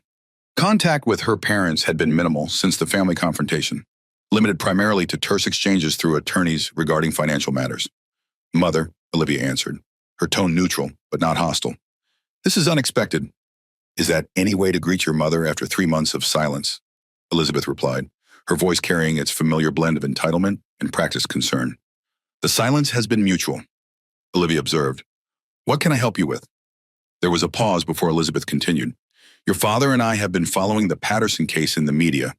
The coverage has been extensive. This was undoubtedly true. The criminal prosecution of William Patterson and his executive team had generated national headlines, with particular attention to the community science program that had documented the environmental violations. Olivia's personal story, the Harrison heiress who had chosen environmental justice advocacy over family privilege, had provided an irresistible narrative angle for media coverage. The case is proceeding as expected, Olivia replied carefully. The evidence is comprehensive and meets all federal admissibility standards under Rules 702 and 703. Yes, well, Elizabeth's discomfort was audible even through the phone. That's actually related to why I'm calling. The Harrison Foundation Board is establishing a new environmental justice grant program. Your father thought you might have recommendations about structure and focus areas. Olivia nearly dropped her phone in surprise. This represented a significant shift from her father's previous position, not a complete transformation, but a calculated adaptation that nevertheless created opportunity for meaningful impact. "I'd be happy to provide recommendations," she replied, maintaining composure despite her surprise. "Though I'd want to ensure the program incorporates authentic community participation rather than traditional top-down philanthropy." "Yes, that was mentioned as a priority," Elizabeth acknowledged. "The foundation is establishing an advisory council with representatives from affected communities to guide funding decisions." The conversation continued with Elizabeth providing additional details about the proposed program. The foundation planned to commit $47 million over 5 years to support community-based environmental monitoring, legal advocacy for affected communities, and scientific research documenting pollution patterns in disadvantaged areas. After ending the call, Olivia sat quietly processing this unexpected development. Her father's motivation remained primarily strategic rather than moral, adapting the foundation's approach to changing social expectations rather than experiencing genuine ethical revelation. Yet the resources being directed toward meaningful environmental justice work would create real impact regardless of motivation. That evening, as Olivia walked along the beach toward James's apartment, she reflected on her personal journey over the past months. The transformation had involved real sacrifice, family relationships, financial security, social position, yet had connected her to authentic purpose in ways her previous life never had. James opened his door with a smile that still created an unexpected flutter in her chest. Their relationship had evolved gradually from professional collaboration to personal connection, navigating the complications of their different backgrounds and initial power differentials with careful attention to authentic foundation. His apartment reflected his methodical personality, bookshelves organized by subject area, scientific equipment carefully maintained, walls covered with maps and data visualizations related to ongoing environmental monitoring projects. "How was your day?" he asked as they settled on his small balcony overlooking the ocean. "Surprising," Olivia replied, describing the unexpected call from her mother and the foundation's new environmental justice initiative. "It's not a complete transformation, but it's meaningful adaptation that creates real opportunity for impact." James considered this. Systems rarely change through moral epiphanies. They adapt to shifting power dynamics, legal requirements, and social expectations. The important question is whether those adaptations create substantive improvement or merely cosmetic adjustments. Based on the details my mother shared, this appears substantive. Community representation and decision-making, significant financial commitment, support for both advocacy and scientific documentation. That's genuine progress, James acknowledged, especially since the Harrison Foundation's approach influences other philanthropic institutions. When major foundations shift toward environmental justice frameworks, it creates ripple effects throughout the sector. As the sunset painted the horizon in shades of orange and pink, Olivia reflected on how fundamentally her understanding of environmental work had changed. The carefully staged beach cleanups and photo opportunity environmentalism that had characterized her foundation role had been replaced by evidence-based advocacy grounded in community experience and scientific documentation. The scholarship applications look promising, she mentioned, referring to the community science program she had established. Elena recommended several students from her school with particular interest in environmental monitoring. James nodded with evident pride. "Artie, she's become an exceptional mentor herself. UCLA's Environmental Science Department has already expressed interest in her research on contamination pattern documentation." The conversation turned to upcoming community council meetings and ongoing monitoring projects, the practical work that had become the center of their shared life. The transition from Manhattan Beach charity events to Venice Beach community science had transformed not just Olivia's external circumstances, but her fundamental understanding of meaningful environmental engagement. The path hadn't been what she'd expected when she first encountered James collecting water samples at the foundation event. It had required relinquishing privilege, certainty, and social position in exchange for authentic connection to community, evidence, and justice. Looking out at the ocean they had worked to protect, that exchange felt increasingly like the best decision she had ever made. The congressional hearing room buzzed with anticipation. Representatives from environmental organizations, industry associations, community advocacy groups, and media outlets filled the public gallery, while technical staff prepared audiovisual equipment for testimony presentation. This hearing of the House Committee on Environmental Justice represented the culmination of months of investigation, litigation, and public advocacy following the Patterson Industries prosecution. The committee had convened to examine systematic patterns of environmental racism in coastal communities and consider legislative remedies based on evidence emerging from the case. Olivia sat at the witness table alongside James, Elena Ramirez, and Dr. Sarah Winters from the Coastal Commission. Across the room, William Patterson had been subpoenaed to testify despite his ongoing criminal case, accompanied by corporate representatives from several other companies operating in coastal zones. Conspicuously present in the gallery was Richard Harrison, seated alone rather than with the corporate contingent that would have been his natural association months earlier. His presence had been unexpected, a unilateral decision rather than a reconciliation gesture. Olivia had noticed him enter, but had maintained her focus on the testimony preparations. Committee Chairwoman Congresswoman Diana Martinez opened proceedings with a statement establishing the hearing's purpose. This committee seeks to examine evidence of environmental injustice affecting coastal communities, documented through both federal investigation and community-based monitoring programs. Our goal is identifying systematic patterns that require legislative remedy rather than case-by-case litigation. The first witness was James, testifying in his official capacity as EPA Environmental Justice Division investigator. His presentation methodically outlined the evidence collected during the Patterson investigation, expanded to include similar patterns documented across multiple corporate entities operating in coastal zones. Our investigation revealed that contamination levels correlate directly with community demographic characteristics, he explained, displaying maps where pollution concentrations align precisely with race and income distribution patterns.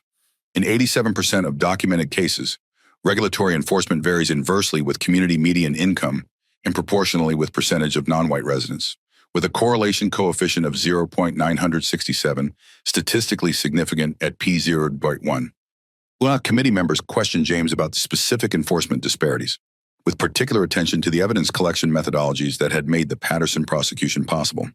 The community-based monitoring approach proved essential in documenting violations that traditional regulatory inspections had consistently missed. James emphasized, when affected communities participate directly in evidence collection using federally validated protocols under EPA Standard 11.4, enforcement effectiveness increases by approximately 64% compared to conventional regulatory approaches. Elena Ramirez testified next, presenting the community perspective with remarkable poise for a teenager addressing Congress.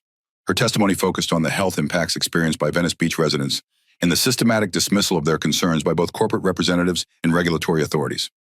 For years, our community reported respiratory problems, skin conditions, and contaminated fishing grounds, she explained, referencing specific health data collected by the monitoring program. We were consistently told that pollution levels were within acceptable parameters, despite clear evidence of environmental harm. It wasn't until we implemented scientifically rigorous documentation protocols that our experiences were finally taken as seriously by authorities. As questioning continued, Congresswoman Martinez shifted focus to the corporate representatives. Mr. Patterson, internal documents from your company reveal explicit calculations comparing potential regulatory fines against proper maintenance costs. Would you explain the corporate decision-making process that prioritized cost savings over safety compliance? William Patterson, once the embodiment of corporate confidence, now appeared diminished by the criminal proceedings and public scrutiny.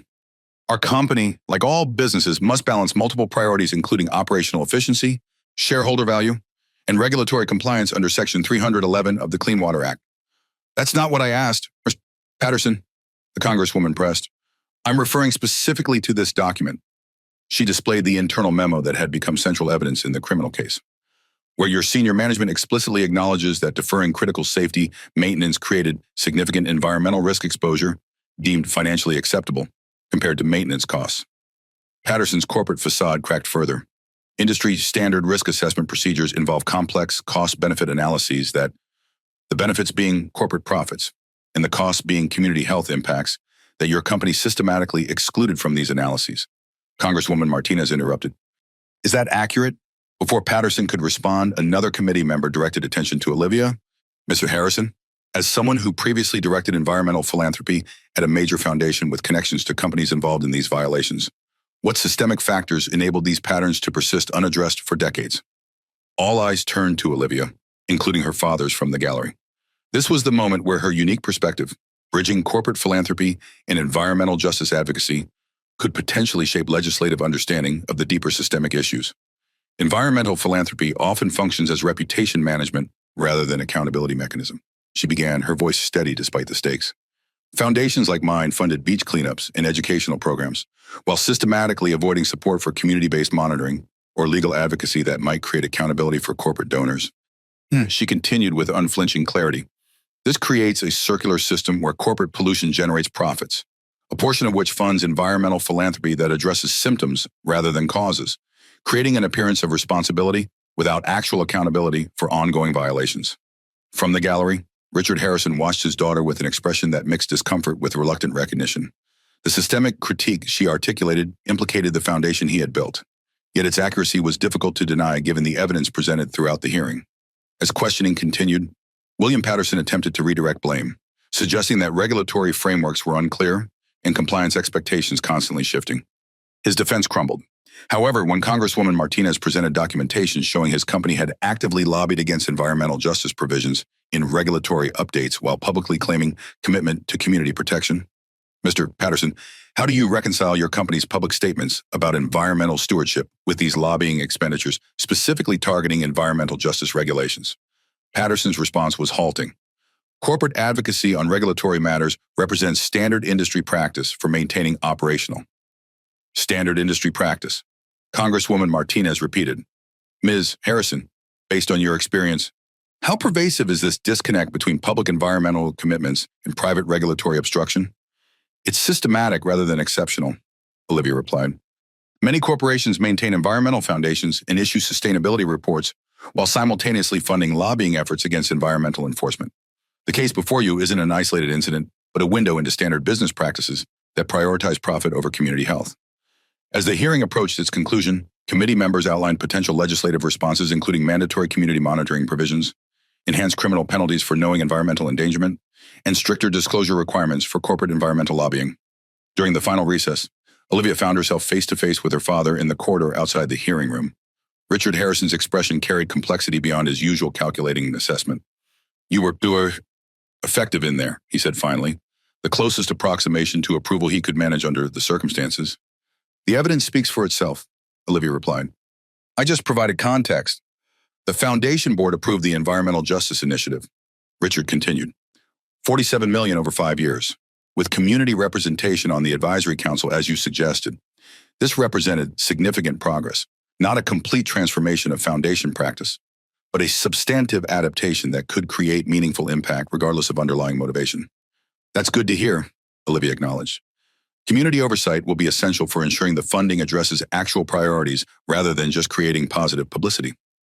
Richard nodded, uncharacteristically hesitant. Your trust fund restrictions have been lifted. The board felt your environmental work, while unconventional, aligns with broader foundation objectives regarding community impact. The financial olive branch was clearly calculated rather than emotionally motivated, yet represented a significant shift from the previous attempt to leverage financial pressure against her advocacy. Thank you for that information, Olivia replied neutrally. Though I've adapted to managing without those resources. Unnecessarily, Richard observed, influence requires resources. Olivia, even in environmental advocacy. Before she could respond, James approached, nodding respectfully to Richard Harrison before addressing Olivia. The committee chair wants a brief private conversation before final statements. As James led her away, Richard called after them. Dr. Parker, your evidence presentation was exceptionally thorough. The Harrison Foundation's new Environmental Justice Initiative would benefit from that level of methodological rigor if you're interested in consulting. James glanced back with professional courtesy, masking personal complexity. I appreciate the consideration. Mr. Harrison, perhaps we can discuss potential collaboration after the criminal proceedings conclude. The exchange represented tentative bridge building rather than reconciliation, calculated adaptation to new realities rather than fundamental transformation of perspectives. Yet even calculated adaptations could create openings for substantive change when properly leveraged. Following the final committee statements, Congresswoman Martinez announced plans for comprehensive environmental justice legislation incorporating evidence from the Patterson case and similar patterns documented across coastal communities nationwide. This legislation will establish community-based monitoring as a federally recognized environmental protection approach, with dedicated funding, technical support, and legal standing for evidence collected through proper protocols, she declared. The systematic environmental injustices documented in these proceedings require systematic legislative remedy.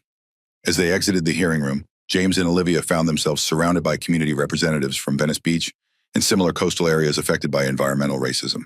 Elena and Diego led a group discussing plans for expanding their monitoring program to neighboring communities using the methodologies that had proven effective in the Patterson case. The proposed legislation includes funding for community science programs like ours, Elena explained enthusiastically. We could expand monitoring across the entire coastal zone and train other communities to implement similar programs. And the evidence standards would be written into federal law, Diego added. Corporations couldn't dismiss community-collected data as anecdotal or unscientific if it follows the approved protocols. As Olivia watched the community members discussing next steps with growing confidence and technical sophistication, she reflected on the journey from her first encounter with James at the Manhattan Beach charity event. What had begun as a confrontation between different approaches to environmental work had evolved into collaborative transformation of the systems governing environmental decision-making. The transformation wasn't complete or perfect. Corporate influence remained powerful. Regulatory enforcement still faced resource limitations, and environmental justice required ongoing advocacy rather than single legislative solutions. Yet meaningful change was undeniably underway. Change measured not in charitable gestures or public relations campaigns, but in community capacity, legal standing, and institutional accountability. Outside the Congressional building, as evening shadows lengthened across the Capitol grounds, James and Olivia found a quiet moment amid the departing crowds. "Your testimony was powerful," James observed, "particularly the systemic analysis of environmental philanthropy's role in maintaining corporate impunity. I spent most of my life participating in that system without questioning its fundamental contradictions," Olivia replied. "Sometimes the most valuable perspective comes from those who can see both sides of the structure clearly." James nodded thoughtfully. "The foundation initiative your father mentioned, it represents progress, though clearly motivated by strategic adaptation rather than moral revelation. Progress comes in many forms," Olivia acknowledged. "Sometimes systemic change happens through incremental adaptation rather than revolutionary transformation. The important question is whether those adaptations create substantive improvement or merely cosmetic adjustments. And your assessment, the community representation in decision-making suggests substantive potential, especially if properly implemented. Calculated progress still creates real opportunity when directed toward meaningful endpoints." As they walked together toward their hotel, discussing next steps for the Venice Beach monitoring program and potential implications of the proposed legislation, Olivia felt a deep satisfaction that transcended the challenges and sacrifices of recent months. The path forward remained complex and undoubtedly difficult, requiring continued vigilance against corporate attempts to undermine environmental justice provisions and regulatory enforcement. Yet the systems that had previously seemed immovable had demonstrated capacity for meaningful adaptation when confronted with methodically documented evidence and organized community advocacy. That represented genuine progress worth building upon, regardless of the complicated journey required to achieve it. 6 months later, Olivia stood on Venice Beach watching the sunset paint the horizon in brilliant shades of orange and gold. The automated monitoring stations along the shoreline blinked with reassuring green lights, indicating water quality measurements within safe parameters for the 23rd consecutive day. The beach had transformed in visible and invisible ways since the Patterson Industries case. New community-designed informational displays explained the monitoring system and provided real-time data on environmental conditions. Local fishing boats had cautiously returned to waters now deemed safe through community-verified testing rather than corporate self-reporting. Most significantly, the power dynamics governing environmental decisions had fundamentally shifted. The Venice Beach Community Environmental Council now held legal standing in regulatory processes affecting coastal zones, with authority to challenge corporate assessments when community-collected evidence indicated discrepancies. James approached from the community center, where he had been conducting a training session for representatives from neighboring coastal communities implementing their own monitoring programs. The Environmental Justice Act, inspired by the Patterson case, had passed with bipartisan support, establishing federal recognition and funding for community science initiatives nationwide. "Diego just got the official UCLA admission package," he announced with evident pride.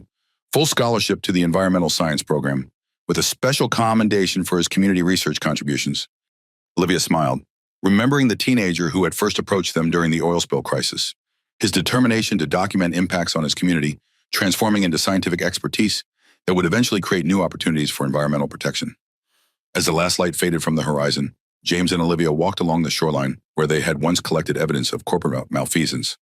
Their relationship had evolved alongside their professional collaboration, navigating the complexities of different backgrounds and initial power differentials to build connection grounded in shared purpose and mutual respect.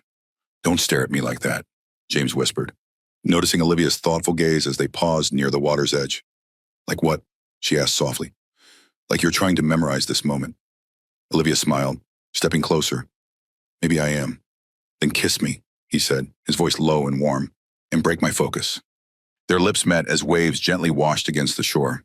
The beach around them stood as testament to what methodical evidence collection, community empowerment, and principled advocacy could accomplish. Not perfect resolution of environmental challenges, but meaningful progress toward justice that had previously seemed beyond reach. If this story moved you, please hit that like button and subscribe to our channel for more powerful stories about environmental justice. Your support helps us continue sharing these important narratives that often go untold. Share this video with someone who needs to understand that change is possible when communities stand together with evidence and determination. Comment below with your own environmental justice experiences or thoughts on how evidence-based advocacy can create real change in your community. Remember, sometimes the most powerful tool against corporate pollution isn't just outrage, it's methodical documentation and community empowerment. Together, we can ensure that every community has the right to clean water and air, regardless of income or demographics.